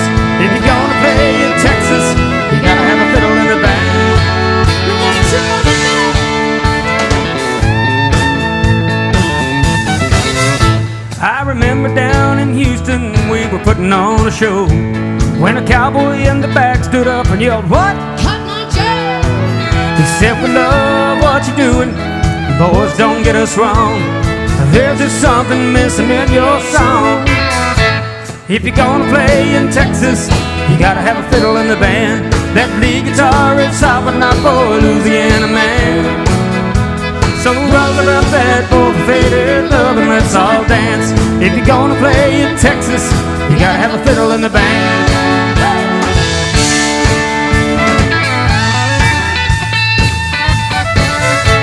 So we dusted off our boots and put our cowboy hats on straight. Them Texans raised the roof when Renee opened up her cage.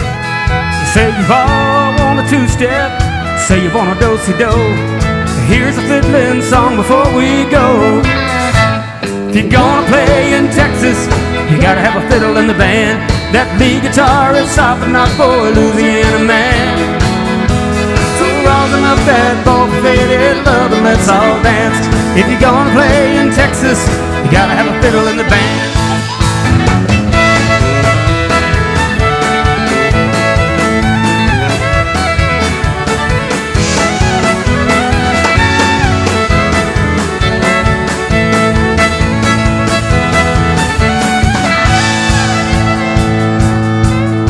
If you're gonna play in Texas, you gotta have a fiddle in the band. That lead guitar is hot but not for a Louisiana man. So rosin up that faded love and let's all dance. If you're gonna play in Texas, you gotta have a fiddle in the band.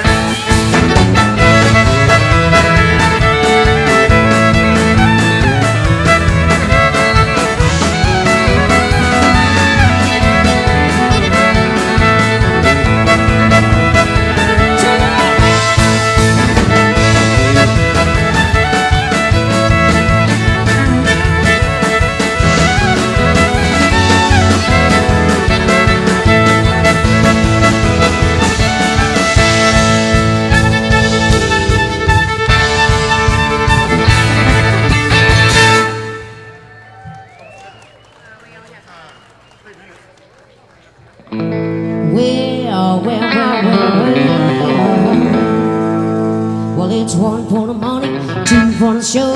3 to get ready now. Go, cat, go. Now don't you step on my blue suede shoes. Hey, you can do anything but lay off of my blue suede shoes. You can tie me down, step on my face, put my name all over the place.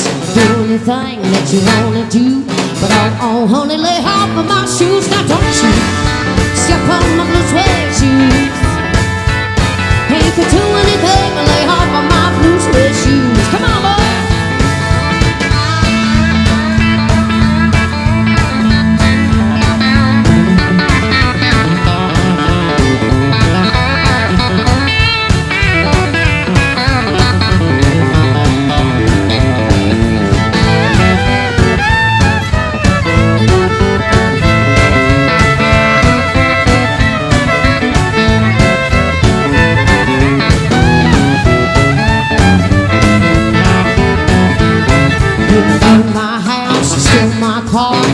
My liquor, no fruit jar. Do anything that you wanna do, but oh, honey, lay off of my shoes. Now don't you step on my blue suede shoes. Hey, you can do anything but lay off of my blue suede shoes. Come on now. You ain't nothing but a hound dog, crying all the time. You ain't nothing but a hound dog, crying all the time. You ain't been my color rather than you ain't no friend of mine. They said you was high class, well that was just a lie.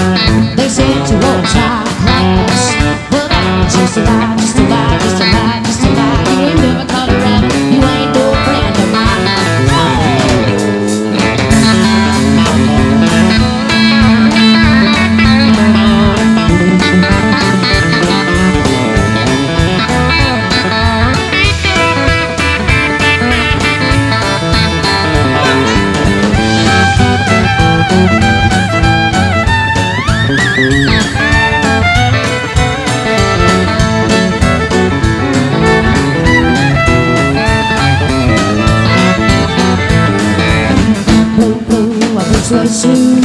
Blue, blue, blue suede shoes. Blue, blue suede shoes. Blue, blue suede shoes. You can do anything but lay hands on my blue suede shoes. Now Christa Dudley, we're so excited here.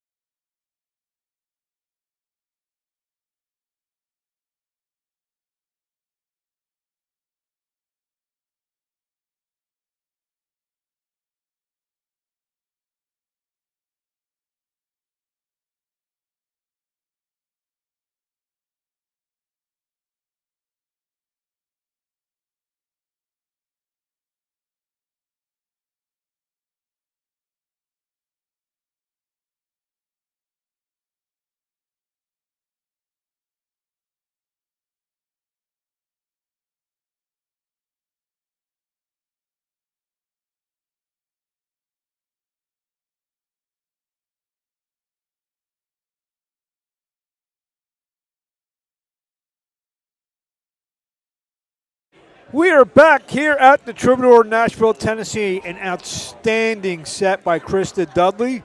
I saw Albert was bopping his head back and forth. She was got the house rocking the whole time. Yeah, she does. She always does a great job. I'm glad just to see her out here on Country Box. I had to put in a good word with Jimmy to get her to perform. Okay, I didn't know you've seen her before. Oh yeah, I have. She's a good friend of mine, so I'm glad that she got to perform in front of everybody, and especially everybody at home. Well, you are the mayor, or at least the deputy mayor of Nashville, so you know or friends with everybody. Next up, we have our co-feature bout, Mike. Oliver McCall taking on Gary Kobia. You mentioned before we went on the air, I mentioned at the top of the broadcast, that you think that Kobia is a guy who will last some rounds and possibly give McCall a problem or two. Could. Possibly. Oliver McCall is the atomic bull regardless of whether he wants to be or not. So he has that dynamite in those hands. Now, whether he has the ability to continue to launch it is a whole other thing. So, again, the longer this fight goes, the more of a problem it could be to Oliver McCall. And here's the truth of the matter is he still has that bomb. So literally, if it does happen to land in the first round, it could be over in the first round. But I noticed in that last fight that he had, he struggled sometimes to land the shots properly, and they were almost clubbing shots.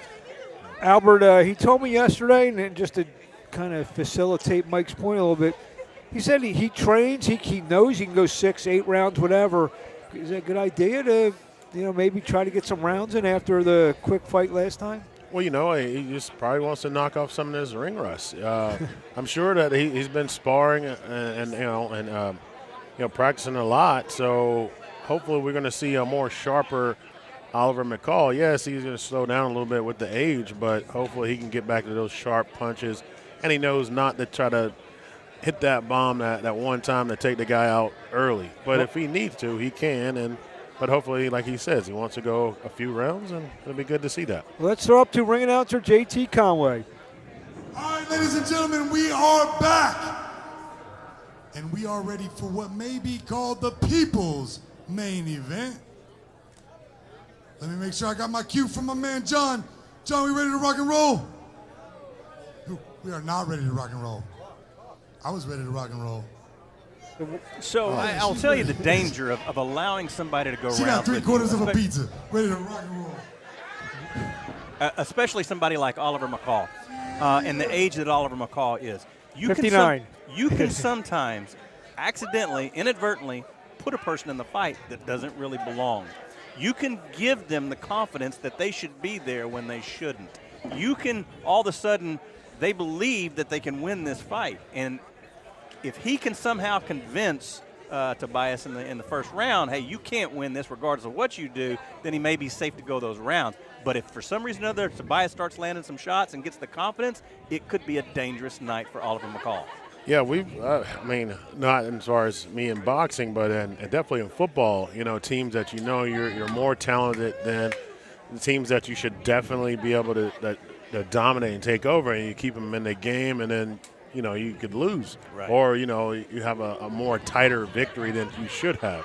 Right. So like you said, we hopefully like Oliver, he's been in the ring a long time. He knows what he's doing. So hey, I mean, we're going to trust his instincts. Now we are ready to throw it up to JT Conway. All right, ladies and gentlemen, now we are ready for what very well may be the people's main event. Now, entering the ring in the blue corner from Clearfield, Utah, the gentleman, Gary Kobia.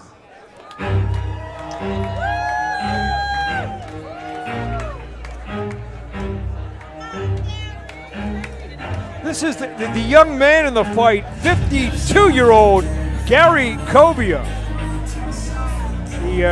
McCall defeated a 52-year-old in Stacy Frazier's last time out. That's a big man.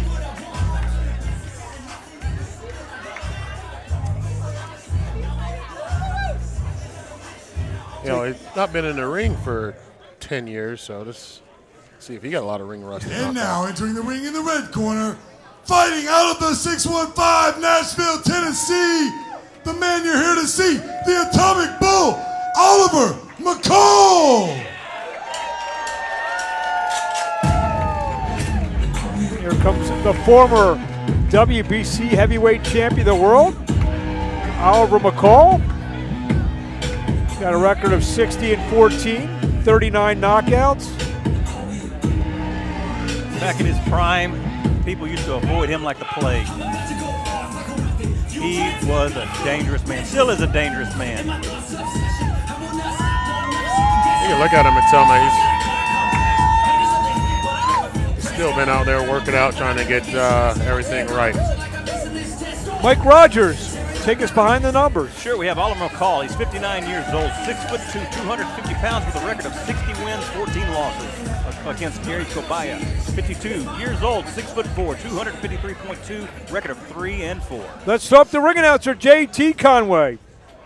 All right, folks, our co-main event of the evening is scheduled for 6 rounds in the heavyweight division, presented to you by Jimmy Adams Promotions. Be sure to check us out, countrybox_official on Instagram. Introducing first, fighting out of the blue corner, a veteran of 7 professional fights. He weighed in at 253 ready pounds, hailing from Clearfield, Utah. Please welcome the gentleman, Gary Kobia. Y'all ready for this? In the red corner, he weighed in at 250 ready pounds. His record spans 4 decades. He's fought many of the greatest names in heavyweight history. His great record stands at 60 wins with 39 KOs against 14 losses. On September 24th, 1994, this fighter shocked the world, knocking out Lennox Lewis for the heavyweight championship of the world. Originally from Chicago, Illinois, now fighting out of the 615 Nashville, Tennessee. Please welcome former WBC heavyweight champion of the world, the Atomic Bull, Oliver McCall. I've never seen that.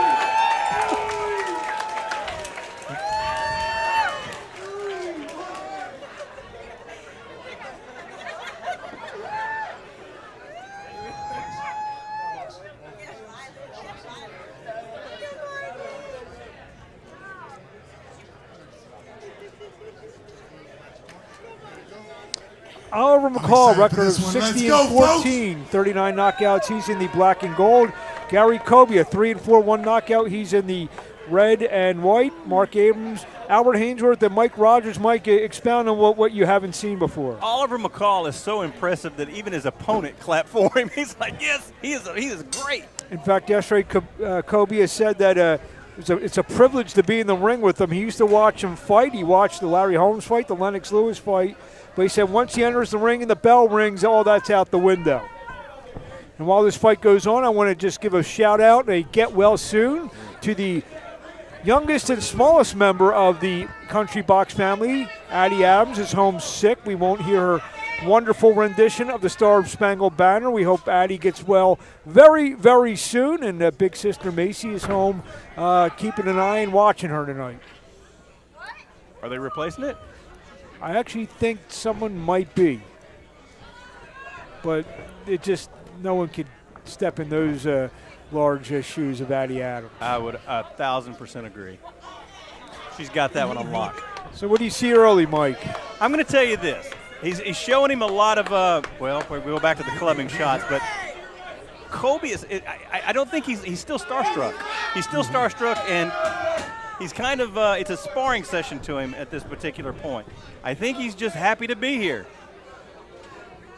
Well, you can tell, like, Oliver is still, like, stalking him, and, Oliver is not, he's taking it easy because his first couple punches, he landed flushly, and it actually kind of shocked. I was watching the gentleman's face. He just got hit two or three more shots. Yeah, and he was, he was shocked. So, yeah, I mean, like he already knows. I think he's outmatched, and the best thing he can do right now is just try to use that youth, and maybe just shake it off, because he's not throwing anything that even affect Oliver. I would agree. He's fighting like he's scared to death, honestly. But who wouldn't be? That's Oliver McCall. But Oliver trying to land these hard rights, jabbing right to the body and right to the top of the head. And it takes a whole lot more energy to miss a fight, to miss a punch like that than it does to land it. Kobia started boxing at age 29. That was 23 years ago. He actually had 12 amateur fights. He's a deputy sheriff in Davis County, so he's a police officer. In Davidson County? In Davis County in Utah. Oh, gotcha. And he said, Oliver told me he wants to get some rounds in, and he said, he wants to fight to November, which is the 40th anniversary of his first pro fight, and which could be 3 fights or so. There's a clubbing right again. Could be 3 fights. But he wants a big opportunity, a money fight, or against another fight against a legend, a Bruce Seldon, a Shannon Briggs was a name that was brought up yesterday to me as well. And there's a cut somewhere. See some blood. It looks like it's coming from Kobias' nose, I believe. So a possible already broken nose for Gary Kobia. Maybe that'll wake him up. Yeah, and the irony is, Oliver's so strong, it doesn't even look like those shots don't even look hard, but they are so powerful. They're so thudding. They have that like form and thud as he comes down on them. See some of the action of the first round. Yeah, that was the shot. And he, like Oliver just stood there with that one. I mean, he already has a knot under his eye, or a mouse, we call it. Bloody nose. Oliver was walking around the ring in between rounds. He's back in his corner now. I've never seen that either. I've never seen the opposing corner go to the other corner to get something to work their boxer's corner. I've never seen that. Give him the used He literally dice. went across the ring, got something from them to work his corner. Give him the used dice. Get him right. Round 2 scheduled.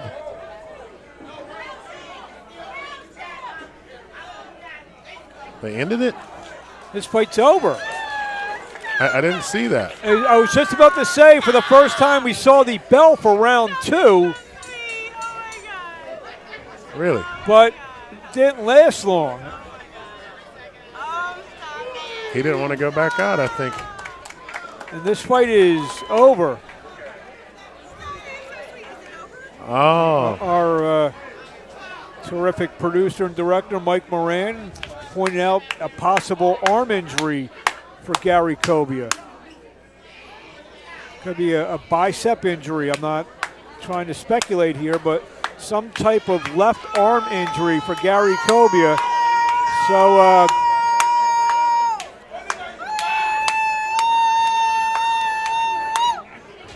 could be an aggravation of a previous injury as well. Oh, that's a shame. That's unfortunate. Yeah. Maybe like now, probably like we're going to, of course, see Oliver here more on Country Box. Maybe get him a little younger opponent. He told me he does not want to fight a young whippersnapper. So maybe someone a little bit younger, and maybe someone in his 40s or something like that. So that rules out Logan Paul. Well, I think that Jake Paul. No, I don't think it'll rule that out because there'd be a lot of money involved in that. So the whippersnapper's on the table if the cash is too. Correct. Okay. Yeah. Well, yeah, a good ton-up fights for him. A good 40 in the 40s or something like that would be really good for him. So Oliver McCall will get win number 61 and stoppage number 40. After 10 years away, Gary Kobia goes to 3-5, and something tells me it might be more than 10 years before we see him in a ring again. Maybe just give it up. I mean, he's a gentleman. He's a police officer back in Utah. Yeah, good family man. Looks like let him go. He's policing 25 to 30,000 people in this town. So let's throw up to get the official word from JT Conway. All right, folks, your co-main event found its conclusion at the end of the very first round by TKO. Your favorite fighter's favorite fighter, the Atomic Bull, Oliver McCall. There you have it, Oliver McCall, 61-14, 40 knockouts now. Kobia drops to 3-5. He did not allow Kobias to become a problem. No, he got him out of there. It looked like, a former champion, like a professional, going against a guy that's just really being in the sport. I would agree. Well, Mr. McCall, if you have a second, please, sir. And I only call you Mr. McCall out of the most respect. You're one of my favorite fighters. How'd it feel in there tonight, sir? Well, I felt great. First of all, I want to thank my opponent, my brother in Christ, first of all. So I'm kind of shooken up on the inside, just me. That's how I am. But I just want to give all glory to God in the name of Jesus. And I'm about ready for somebody to really, come on, bring on one of those oppositions, because I'm pretty sure I got some opposition. Who might that be? Any ideas? Whoever's in opposition of what I just was talking about. I like it, man. I like it. We're ready to see you again, Mr. McCall. Thank you. Everybody put your hands together. Oliver McCall. There you have it. Oliver McCall gets the first round stoppage. So we will kind of chime out for a minute. We'll be back with more Country Box just after these messages.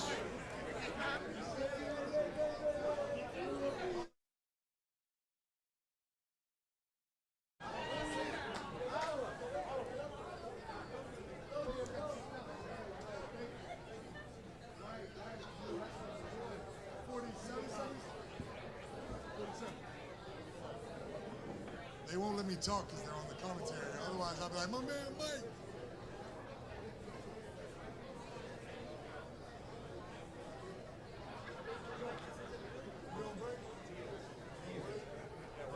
We're on break. I can.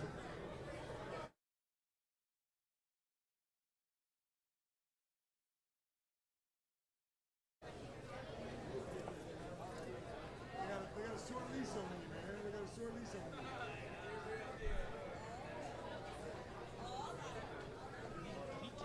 Hey, you doing so much better, man. What happened, man? They gave you your medicine, dog. We are back here at the Troubadour in Nashville, Tennessee. Mark Abrams along with Albert Hainsworth and Mike Rogers, and 6 fights and 6 first-round stoppage. Oliver McCall, the latest to have his hand raised. He busted up Kobia in the first round, had hurt his nose, and his arm gave out as well.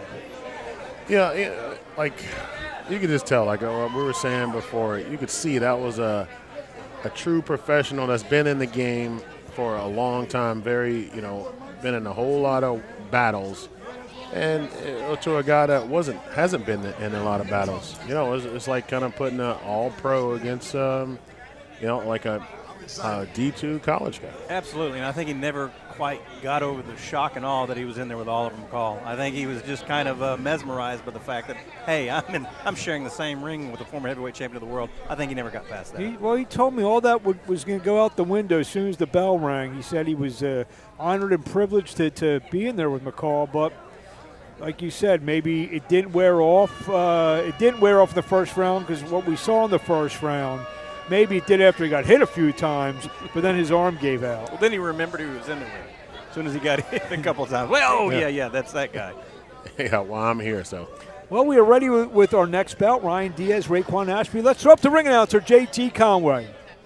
All right, folks. Albert Hainsworth, we've been doing this a long time, man. We've never gotten to every swing bout before the main event. We've never done it. This has been a quick round, quick night. Yeah, we got the swing bout, John. We ready, baby.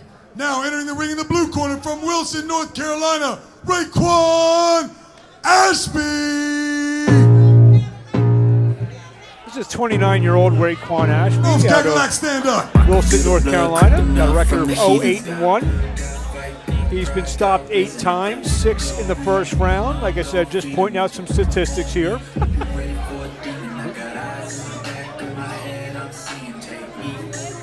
He gets ready to face 1-0, 1 knockout, Ryan Diaz. Maybe he's like Bruce the Mouse Strauss. He gives it everything he has in that one round. Yeah, we'll see.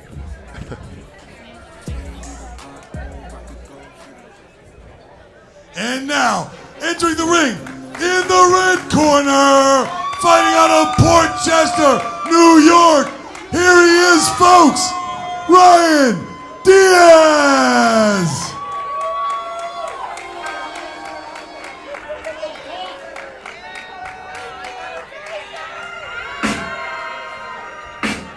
30-year-old Ryan Diaz got a record of 1-0, 1 knockout out of Port Chester, New York. I'm feeling lucky, guys. I think I'm going to put $10 on it. Mike Rogers, take us behind the numbers. Absolutely. Ryan Diaz is 30 years old. He's 5'10", 192.4 pounds with 1-0. His opponent, Rayquan Ashby, is 29 years old, 5'7", 197 pounds. He's 0-8 and 1 draw. Let's throw up the ring announcer, JT Conway. All right, ladies and gentlemen, our next fight of the night is scheduled for 4 rounds in the light heavyweight division, presented to you by Jimmy Adams Promotions. Introducing first, fighting out of the blue corner, a veteran of 9 professional fights. He weighed in at 197 pounds, hailing from Wilson, North Carolina. Please welcome Rayquan Ashby. And in the red corner, weighing in at 192.4 ready pounds. His record, perfect, 1 win, no losses. That win comes by way of thunderous knockout. Port Chester, stand up. Port Chester, New York, welcome Ryan Diaz.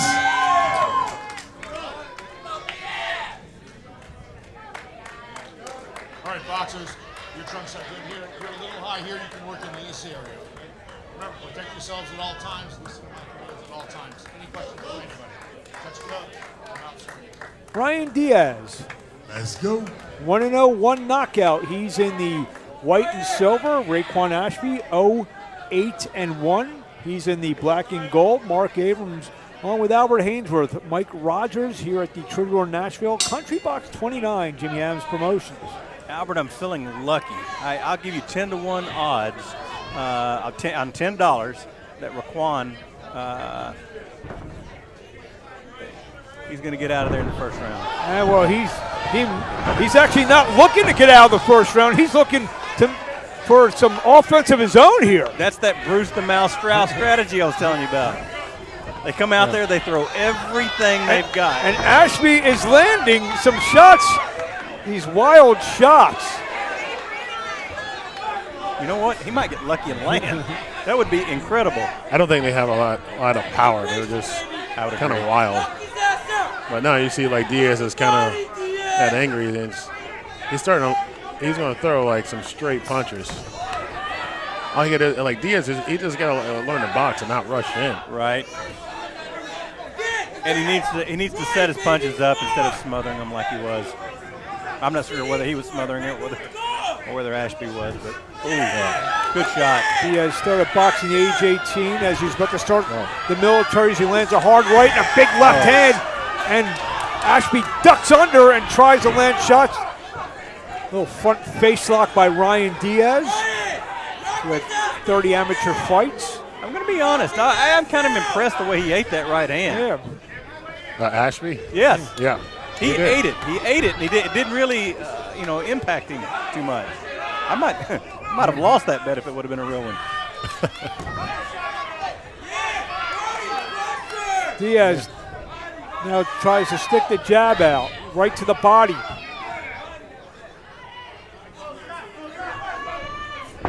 Ashby jumps in with a right. You can tell that Diaz is. There's good a left hook.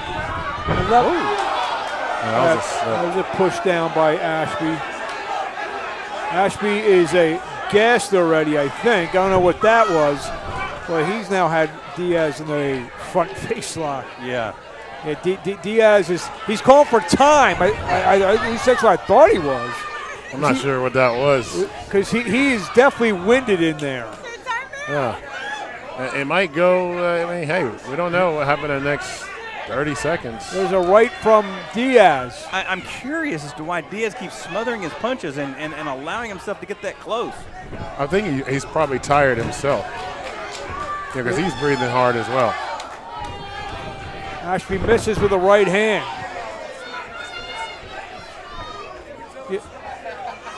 If Diaz can kind of step on a little bit and land something, and he misses with a right hand. We have the first bout that went. I thought I heard the bell. No, not yet. Now we're about to hear it. Uppercut, end of round one, scheduled for 4. Oh, is it the wrong corner? That got the crowd going. That's what they wanted to see. That's what they're here for. I don't know what Ashby, he just made that signal again, whatever it was. The ring card girl finally gets to go to work. She does. Yes, this is our second time we've seen it. Well, I think we saw them in the Oliver. Oh, why, just introducing them? No, because the fight was called just before the bell sound for round 2. Yeah. Absolutely. Let's say they're both gassed. You got to see how they're going to handle the second round. Diaz has the strength going for him, but he's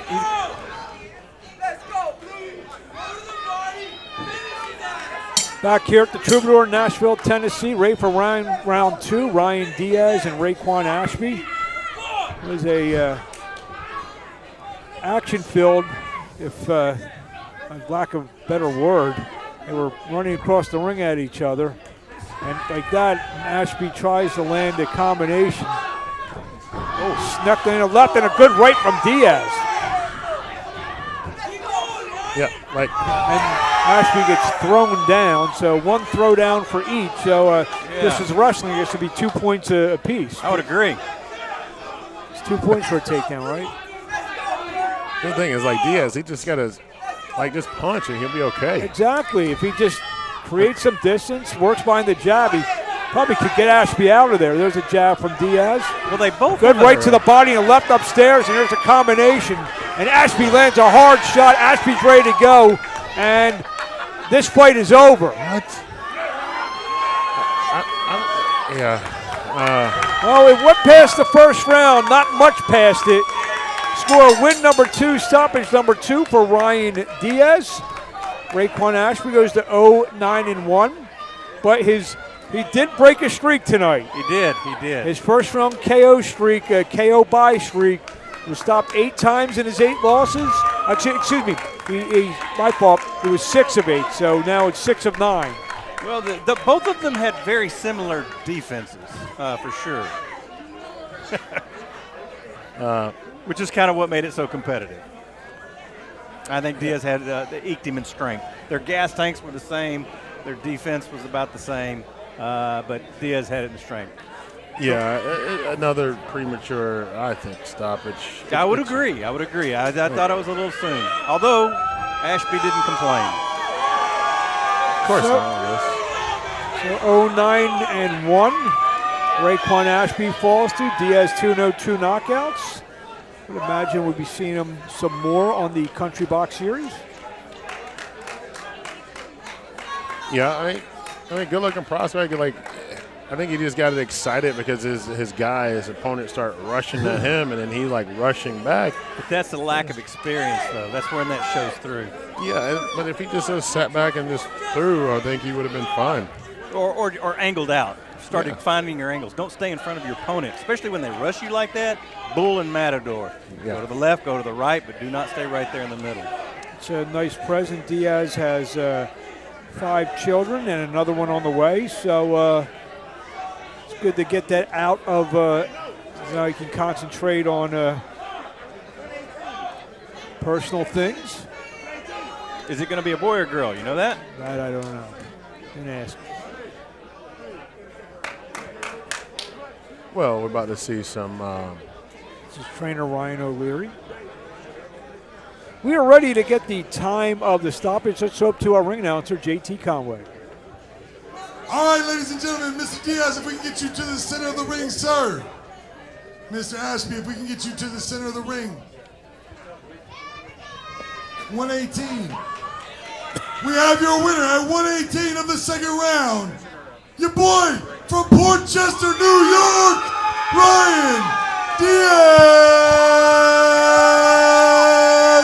There you have it, Ryan Diaz, 118 of round 2.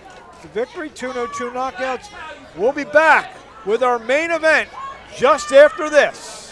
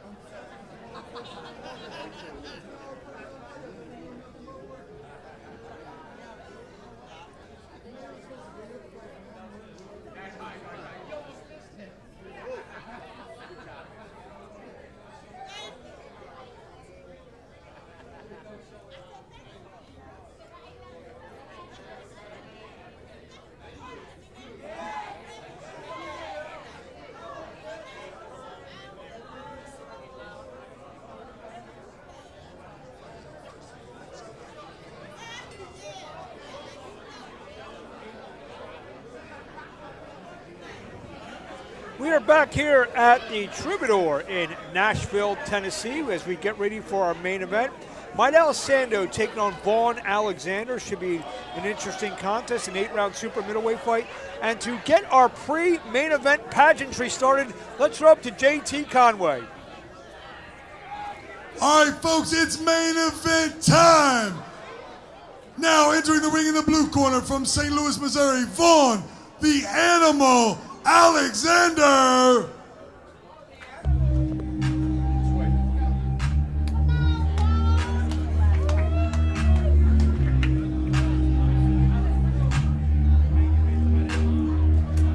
This 39-year-old Vaughn Alexander, 19-12-1, 12 knockouts. Get into his story. He's a real tough Customer, we see his trainer, the former U.S. Olympian, former light heavyweight champion, conqueror once of Roy Jones, Montel Griffin. And now, ladies and gentlemen, entering the ring in the red corner from right here in Nashville, Tennessee, Mel Sando!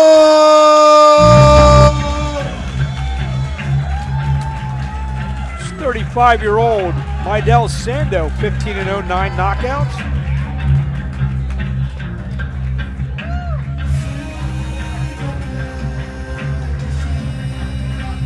Real quickly, Albert Hainsworth, take us behind the numbers. I just have we got Mel Sando, 35, 6'1", 171 pounds with a perfect record of 15-0 against a very tough 5'9", 39-year-old, 166 pounds, Von Alexander. To get everything started, let's throw it back up to JT Conway. Folks, before we get to the main event, we have former U.S. Marine, artist on Platinum Planet Records, all the way from Broken Arrow, Oklahoma, my guy, Jack Brassfield.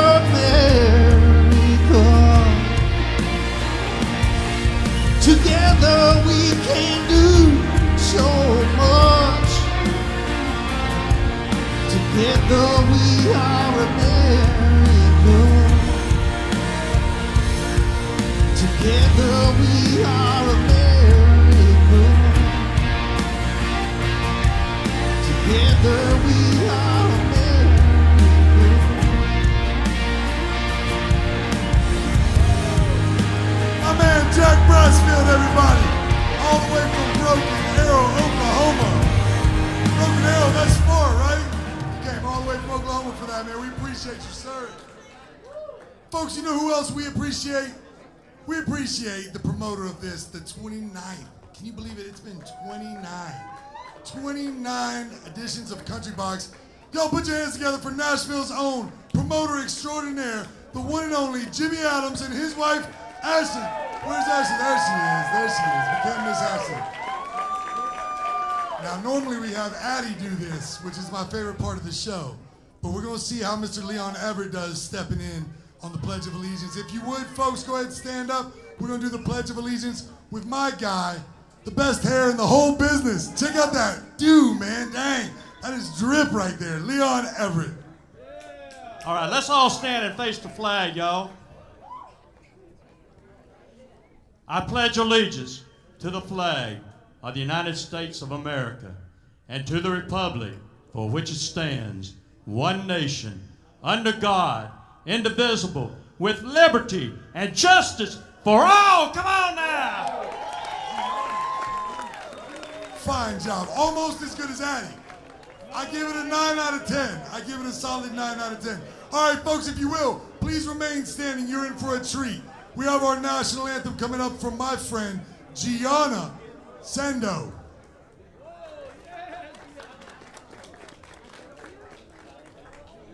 Oh, say, can you see by the dawn's early light what so proudly we hailed at the twilight's last gleaming, whose broad stripes and bright stars through the perilous fight o'er the ramparts we watched were so gallantly streaming, and the rockets' red glare, the bombs bursting in air, gave proof through the night that our flag was still there.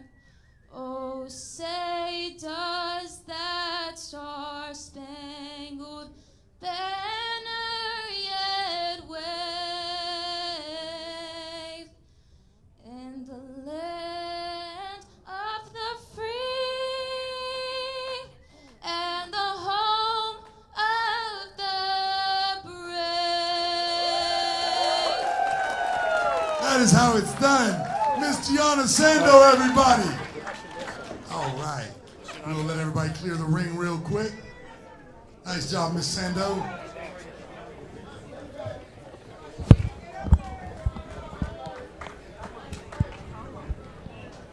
All right, folks. This is the main event of the evening, scheduled for 8 rounds of action.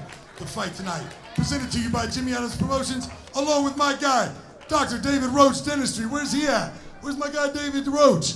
We see you, man. We know you're here. He's probably in the VIP. We also want to look out for our guy, Russ, the owner of Clean Eats. He's providing meals for all the Country Box fighters signed to Jimmy Adams Promotions. Introducing first, fighting out of the blue corner, his record stands at 19 wins, 12 losses, with 12 big wins coming by way of knockout. He weighed in at 166.4 pounds, hailing from the Lou, St. Louis, Missouri. Please welcome Vaughn, the Animal Alexander. Y'all already know who this is. We got the cameras out. In the red corner, weighing in at 171 pounds. Guess what his record is? Perfect. 15 wins, no losses, 9 big wins by way of knockout. Please welcome your boy, Mel Sando.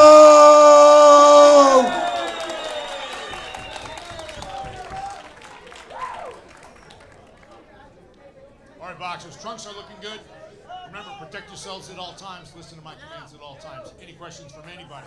Touch gloves. Come out swinging. Time for the main event. Let's go. 8 rounds, super middleweights. Mel Sando, 15-0, 9 knockouts. He's in the white and gold. Vaugh Alexander, 19, 12, and 112 knockouts. He's in the black and red. Mark Abrams, Mike Rogers, Albert Hainsworth. We are at the Troubadour, Nashville, Tennessee. We are ready for our main event of the evening. You know, Vaugh Alexander's coach, Montel Griffin, is actually the very first guy to ever record a win for Roy Jones Jr. Of course.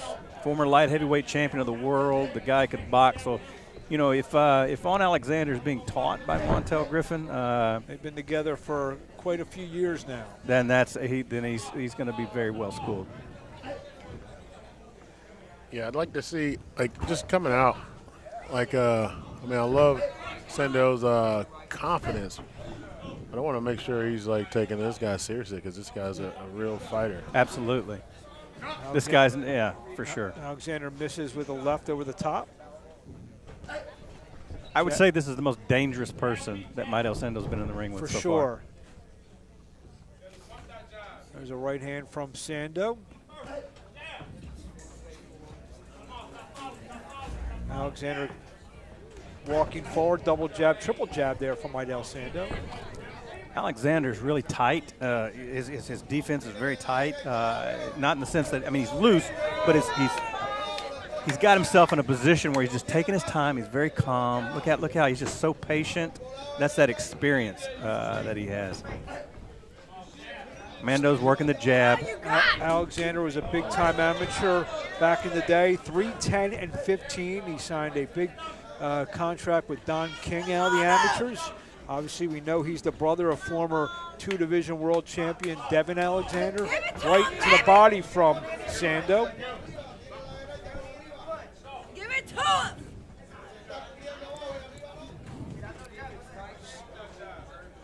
I think Sando needs to start backing Alexander up. He needs to start going to the body, too. Alexander. He's getting walked down. That will make him tired. So, shot inside from Sando. Nice jab from Vaugh Alexander. Combination finished up by left to the body from Alexander. Alexander starting to get warm in there. There's a left hook and a left to the body. I think now Sando's starting to see this guy's. I think that hurt him. I think that body shot got his attention. I think it's starting to, you know, he realized, like, all right, this guy's a real fighter. He got to settle down. Yeah, I would agree. He was a little too excited there for that first minute. Yeah.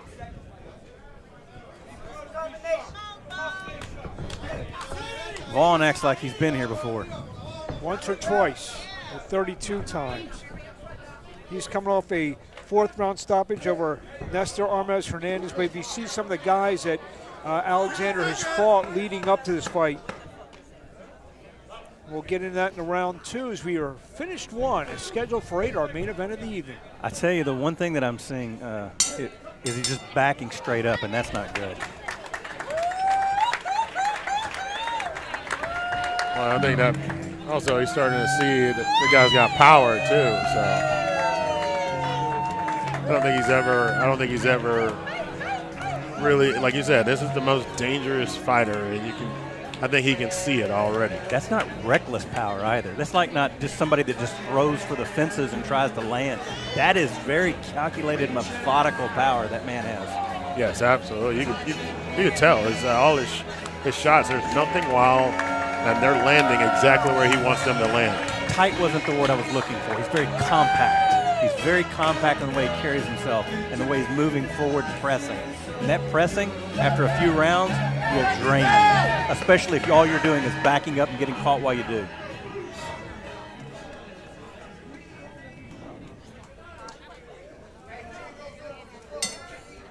We are back. Round two scheduled for 8. Vaugh Alexander, Mel Sando. Mentioned some of the fighters that Alexander's been in there with recently, guys like Darius Foljam, Sergey Derevchenko, Ian Green, Josan James, Christian Mbili, who's on a very short list to maybe fight Canelo Alvarez at some point this spring. Zach Parker, Bektar Malakuziev. So these are guys, all undefeated guys who are looking for that test. And the phone of Vaugh Alexander most likely his manager, Mike Cameron, gets rang up, and Vaughn is one of those have fight, will travel kind of guys. Look at the little things that Vaughn Alexander's doing as he steps in. He's making him miss. He's absolutely catching the shots on his gloves or on his shoulders. He's pressing very, very tightly, and then he'll touch, and boom, he drops a good one. Just dropped a nice left hook, did Vaughn Alexander. Right over That the top was a of good right Sando. hand. Yes, that was a good right hand. Best right hand he's thrown tonight so far. Sando, but that still didn't even get. That didn't get He didn't flinch. Alexander's. Yeah, that didn't get his attention at all. Don't let him lead. I think Sando needs to rework his strategy here. He's not going to be able to do this for 8 rounds. Left misses from Alexander. There's a good left to the body from Alexander. Alexander working the body with that left hand. Now comes upstairs. Right from Sando. He's cutting him down. He's chopping him Don't down. let him lead, baby. Sando working the jab. Oh, good right hand over the top from Alexander. Give it to him. Drives Sando to the ropes. 2 left hooks from Alexander. What are you playing? Vaughn Alexander, best shot of the fight so far. Misses with a right and a left.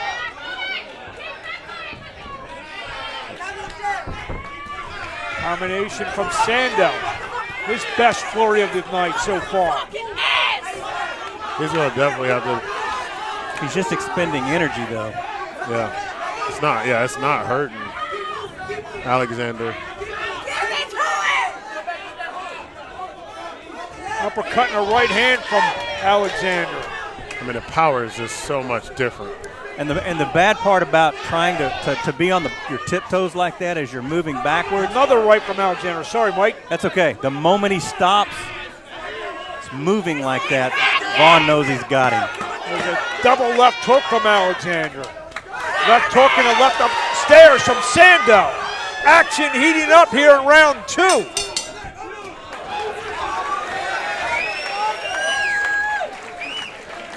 This is some good boxing that we haven't seen. I would agree. See some of the action of round 2. What do you see, guys? I mean, everything that like Alexander is throwing is pretty crisp, and I mean, it's landing at some point. You know, he's getting through Sando's defense. We didn't get to see anything that Sando was throwing to see how they were landing. Yeah, the best shot that Sando landed in that was that right hand, and it did nothing. And those little pit-pat jabs, all they're doing is expending energy. He's not taking the shots the same way that Alexander's taking them from him. I think if around the 6th round, this is going to be ugly, unfortunately, I think. Unless Sando changes his strategy here. What would your strategy be? He needs to get. He needs to go to the left or the right. He needs to get out of there, or he needs to go to the body and try to slow this cat down. He needs to convince this guy he doesn't need to be moving forward. He's just allowing the guy to push him forward, and that's going to make him tired. He needs to push him back. Left he needs to stand his ground. From Alexander, right from Sando. Now, move left or move right. Go to the body, then move left or right. That's what I would tell him to do. But, you know, Stevie G is a great coach. He's got a great person in his corner. So, you know, maybe Stevie's seeing something that I'm not.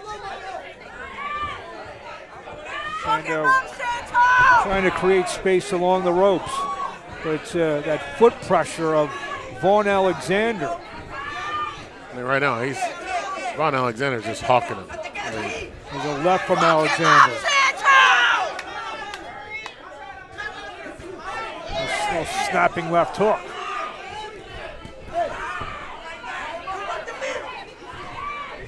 Nothing. And almost like, to me, it seems like you could tell, like, I mean, looking at Vaughn, he smells blood in the water. Oh, absolutely. Misses with the left hook there, does Alexander, but he comes down with the left to the body. I think the moment in the first round when Vaughn Alexander hit him with that body shot, Mando knew Midel Sando knew that this was a problem for him. Sando just landed a nice little left to the body of his own.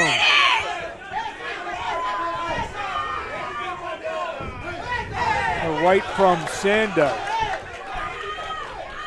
Sando early with, there's a good left to the body, actually left to the head upstairs from, and a right from Alexander. So let me ask you this. I thought that Mel Sando fought at 175 pounds.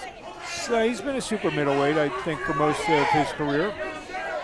Because I'm just wondering if he's drained himself to make this weight. In fact, he actually was a little bit over the contracted weight for this fight. There's a little left inside from Vaughn Alexander. Got to go to the body on Alexander to slow him down.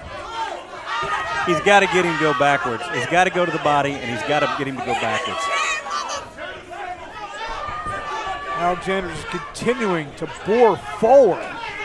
A little left inside from Sando.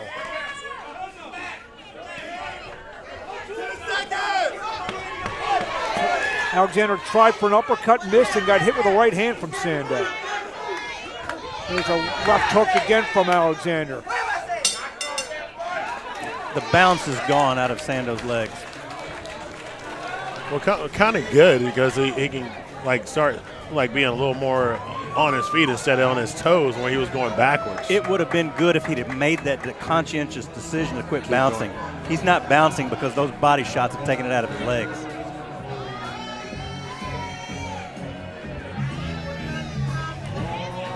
But you're right. When he had it full, when he was full of gas, if he would have made the decision, okay, I need to plant my feet and I need to make a stand here, go to the body, pull out to the left, go to the right, whatever it was, but he didn't. He followed that same script for too long, I think. Yeah, I hope he's going to start moving left or right now. I mean, you can see it right now. Like Alexander is showing that he's like, I'm not tired. No. I'm here to fight. It's going to be a tough fight. Round at number 4 scheduled for 8. Mel Sando and Vaughn Alexander. Been a very interesting fight to say the least so far through the first 3 rounds. Double jab from Alexander. Now, Vaughn Alexander is turning out to be a legitimate gatekeeper. I mean, this is a tough guy. It's a very important fight, especially now if we think Alexander may be inching ahead through the first 3 fights. Alexander believes of the win like this, and maybe another fight, a huge opportunity could come his way. Is Sando's belt on the line tonight? No.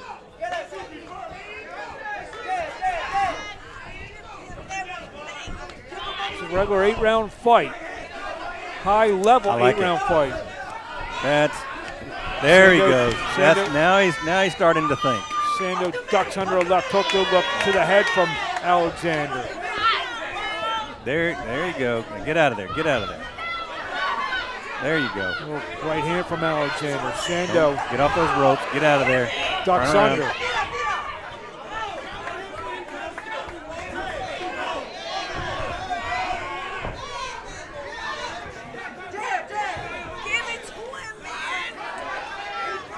How many times has Sando been past 4? Well, he's got 9 knockouts in his 15 wins, but yes, our stat team can look that up.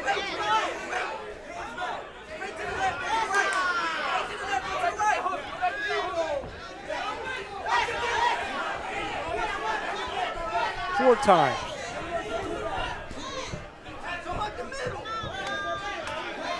And Alexander's obviously been in a much tougher opposition, so he's much tougher many times, been 10 rounds. See Alexander laying a left on the ropes. Oh, good right hand again from Alexander. Gotta like his punch selection. Got a lot in his bag tonight, does Vaughn Alexander. I would agree. You're starting to see some swelling around the eyes of Sando as well. Yeah, that started in the first round, and a bridge of his nose. Yeah. He's just usually more elusive than this, but he's never had somebody that was this consistently, methodically right on top of him, pushing him backwards either, that I've seen. Yeah, I mean, that's a lot of pressure. It's going to drain him a little bit. It is. So you can kind of see a little bit. You can see a little bit with Vaugh Alexander. You know, he's not as sharp as he was at the very beginning of the fight.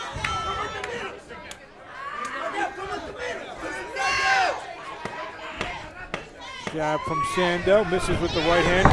Alexander misses with the left. Sando slips down. Halfway home, our main event. Vaugh Alexander, Midel Sando. I've got it 4-0 Alexander.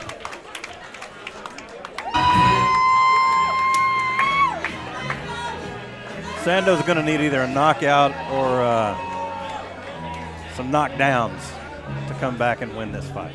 I mean, the way, you know, looking at the way our judges score stuff, he has been like scoring because he's been, you know, putting a jab in Alexander's face.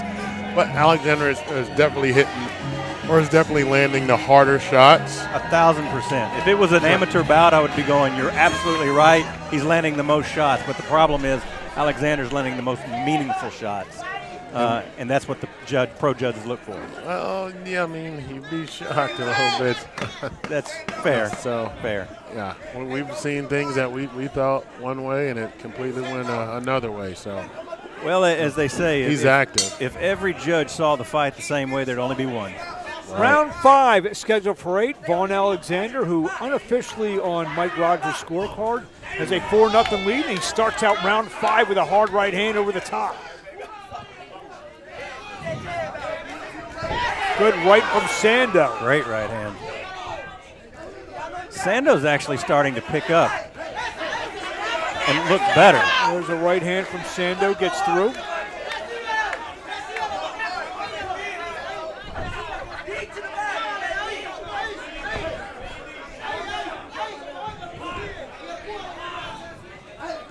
There's a left from left from Sando. Alexander misses with his left. So far, a great round for Sando. Yeah, like you see, like he's landing some very Vaugh and Alexander is landing some nice punches, but I think the bunches are coming from Sando. Yeah, but the most meaningful shots, his shots actually have some sting on them this round. There's a right from Alexander. Sando slips. Another shot. Good right from Sando again. I mean, you keep seeing just little pops of Alexander's head just going back. It might not be hurting Alexander, but it's definitely.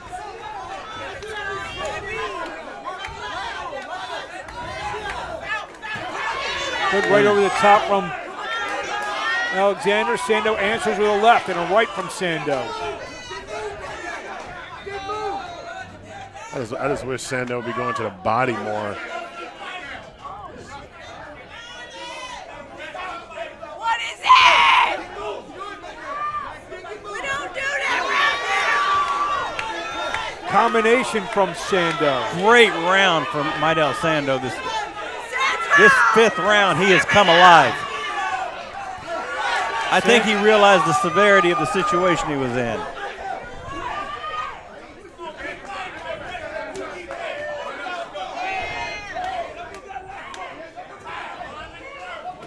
Good left Good hook from Alexander. Sando trying to answer 2 or 3 punches of his own. Body shot from Alexander.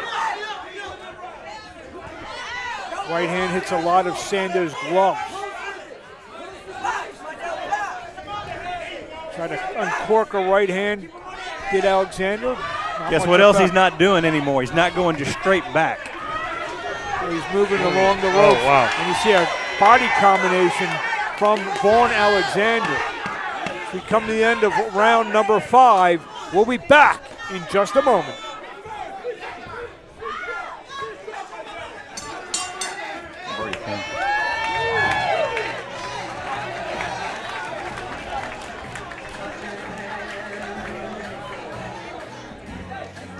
I would have said that Sando would have won that round until that flurry at the. I thought he won it.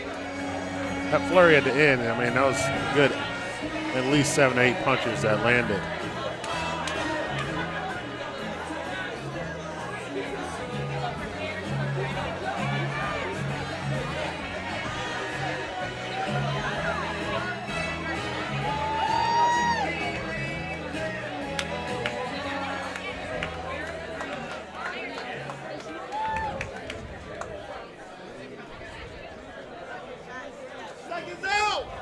going into round 6.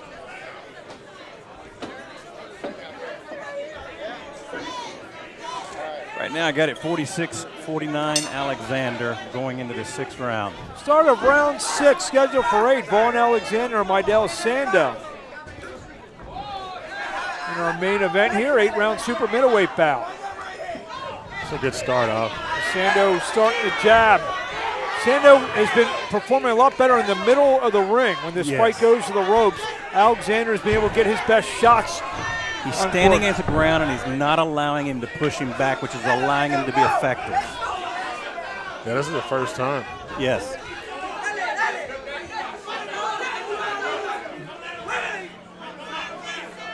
See, Sando would rather hold. Now he's getting admonished for it. Up to the body from Alexander. Good combination again. Jab from Sando, right to the body from Sando.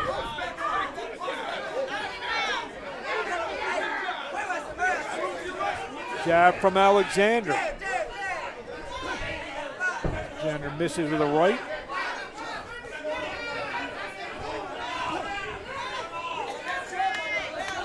Sando's just doing laps around the ring, not really stopping, so he's just trying to move and see what his legs are going to look like in a round or two. He's having better success doing this than he is just going straight backwards. It may be the only strategy he has left to play. He had great success in that last round with it, and he seems to follow that same success this round. Alexander just missed with a right hand. Yeah. Surprised they didn't call that. What's that? He's pushed his head down, back of his head down like that.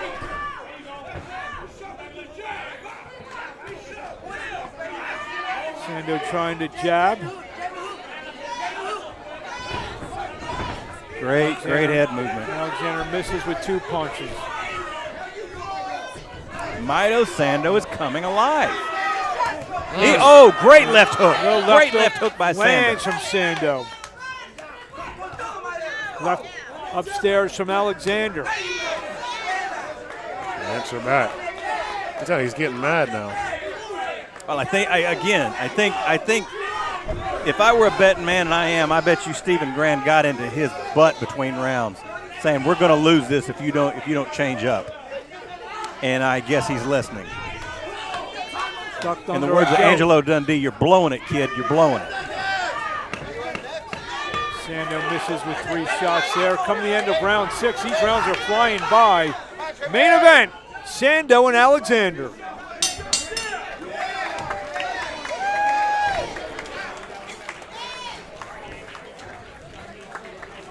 I see a lot of Neto really getting into his head.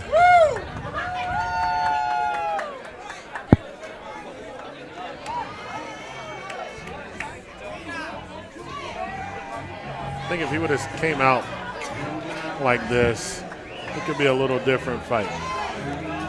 I agree. I think he had the wrong strategy in the beginning. I think he thought he was going to, in my honest opinion, I think he thought he was going to be able to handle this guy the same way that he handled the last guy fought. And he realized very quickly, oh, I can't. And then he didn't switch up. For whatever reason, he wasn't switching up. But now he has made the correct adjustments, and he's turning this fight back around.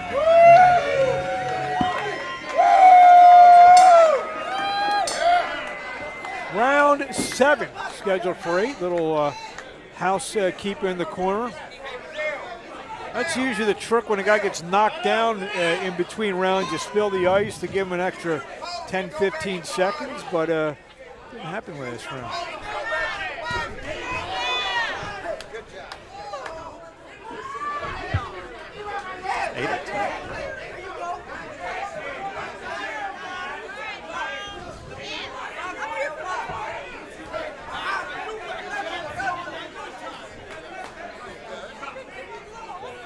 Vaughn Alexander points out more ice in the middle of the ring.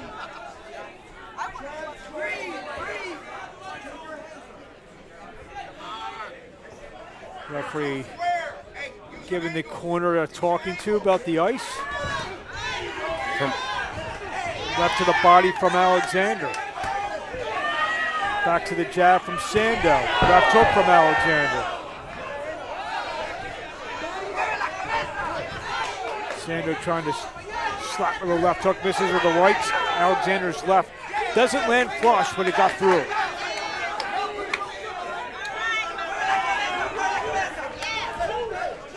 Sando trying to go up and down with the jab. Quick little left hook from Alexander. You know, one of the things that I noticed when this bout started was Sando was a little dry, and it's almost like he's warmed up now. He's like he's come alive. Yeah, he wasn't sweating. You definitely saw Alexander. Had a nice glisten going. Yeah, definitely warmed up.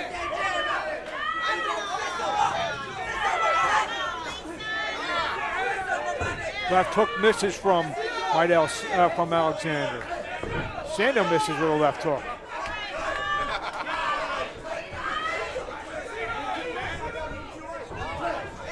So right from Sando, another right off the ropes. We got it. Another clinch. Alexander, whoa, good left hook from Alexander. Alexander walking Sando across the ring.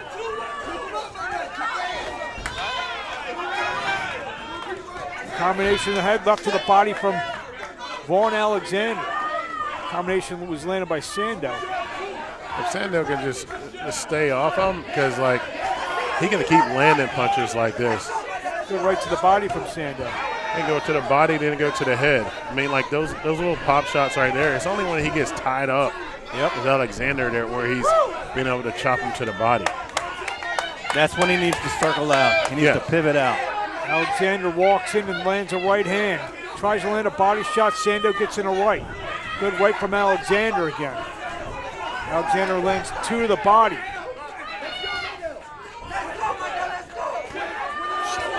Slapping left hook from Alexander. Sando trying to answer back with a right hand.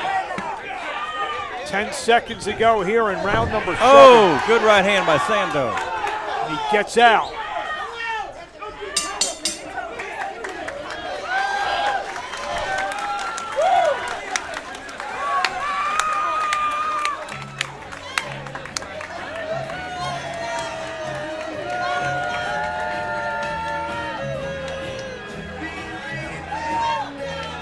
So right now, guys, I've got it 67-66 Alexander.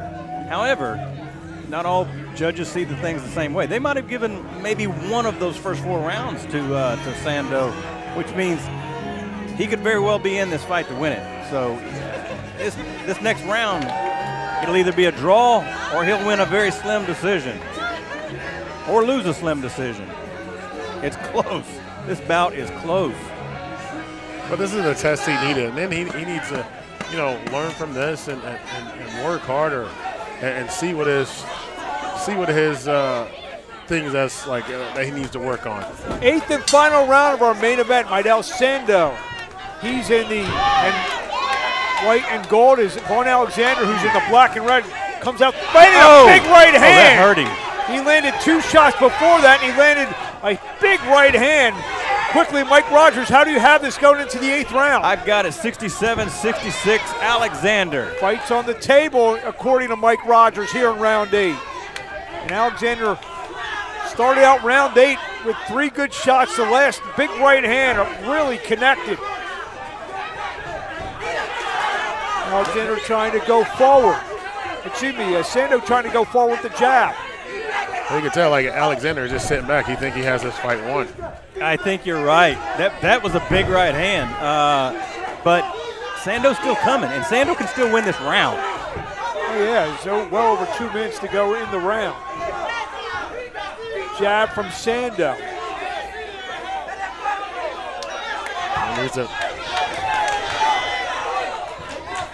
Left misses from Vaughn Alexander. Alexander trying to get in with a left to the body.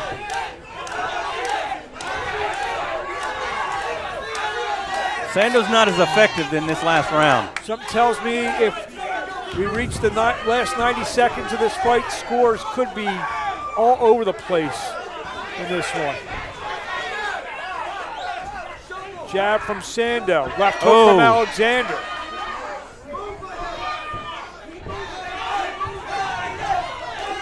There's a left from Alexander, right from Sando. Right from Alexander misses. Right over the top from Alexander. Should have fired. Slapping left from Alexander again. Punching in between Sando. Jab from Mel Sando. Last minute of this 8th and final round as Alexander lands a jab. Less than a minute left.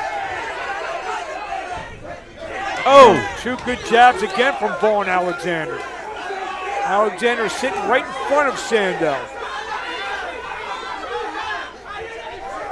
It's like Alexander has changed his whole style. He came out this last round with a purpose, far more than I think than Sando did.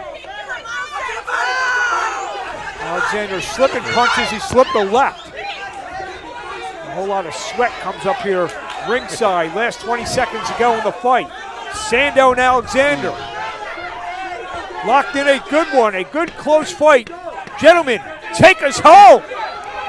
Guys, they've gave it everything they've got. I think Sando, win or lose, grew exponentially in this bout. There you have it, 8 rounds in the books.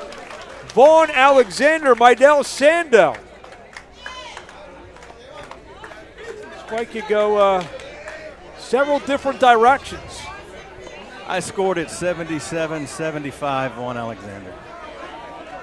Yeah, I got Alexander winning by a couple rounds for sure.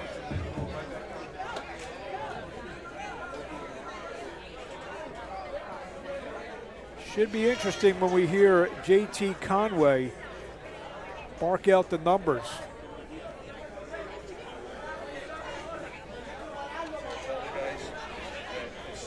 So before we sign off, just want to say wins first round stoppages by Oliver McCall, Jabril Diakite, Damari Philson, Giovanni Figueroa, Kanja Nathan, Devin Parish.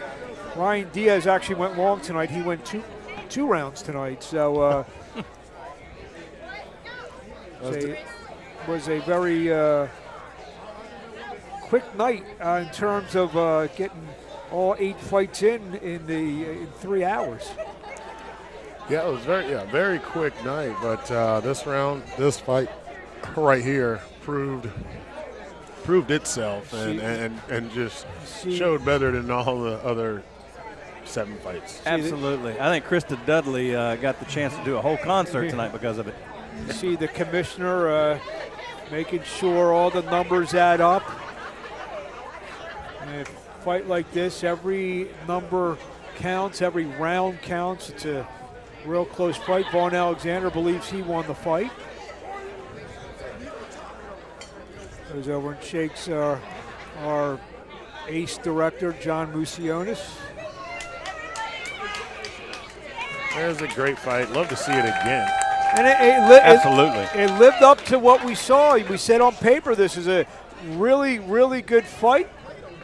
JT Conway, I believe, has the cards. He just, again, he's important to make sure he knows what he's ready to say.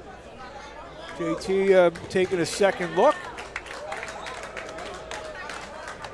Let's drop to JT Conway. All right, ladies and gentlemen, let's get these fighters together. Let's hear it for both fighters. And we saw more than 1 round. We saw more than 2 rounds. We are going to a judge's decision. Judge Jacob Nevin has this fight. 76-77. Alexander. Judge Terry Hogan has this fight. 79-73. Mel Sando. And your third and final judge, David Hudson, has this fight. 76-76, folks. We have a split draw. A split I can't argue draw. with that. There you have it. Just what you didn't want. A draw. Great fight either way. Well, Well, Great thank fight everyone either for way. joining us tonight. Good night. We'll see you in a couple weeks for Country Box 30.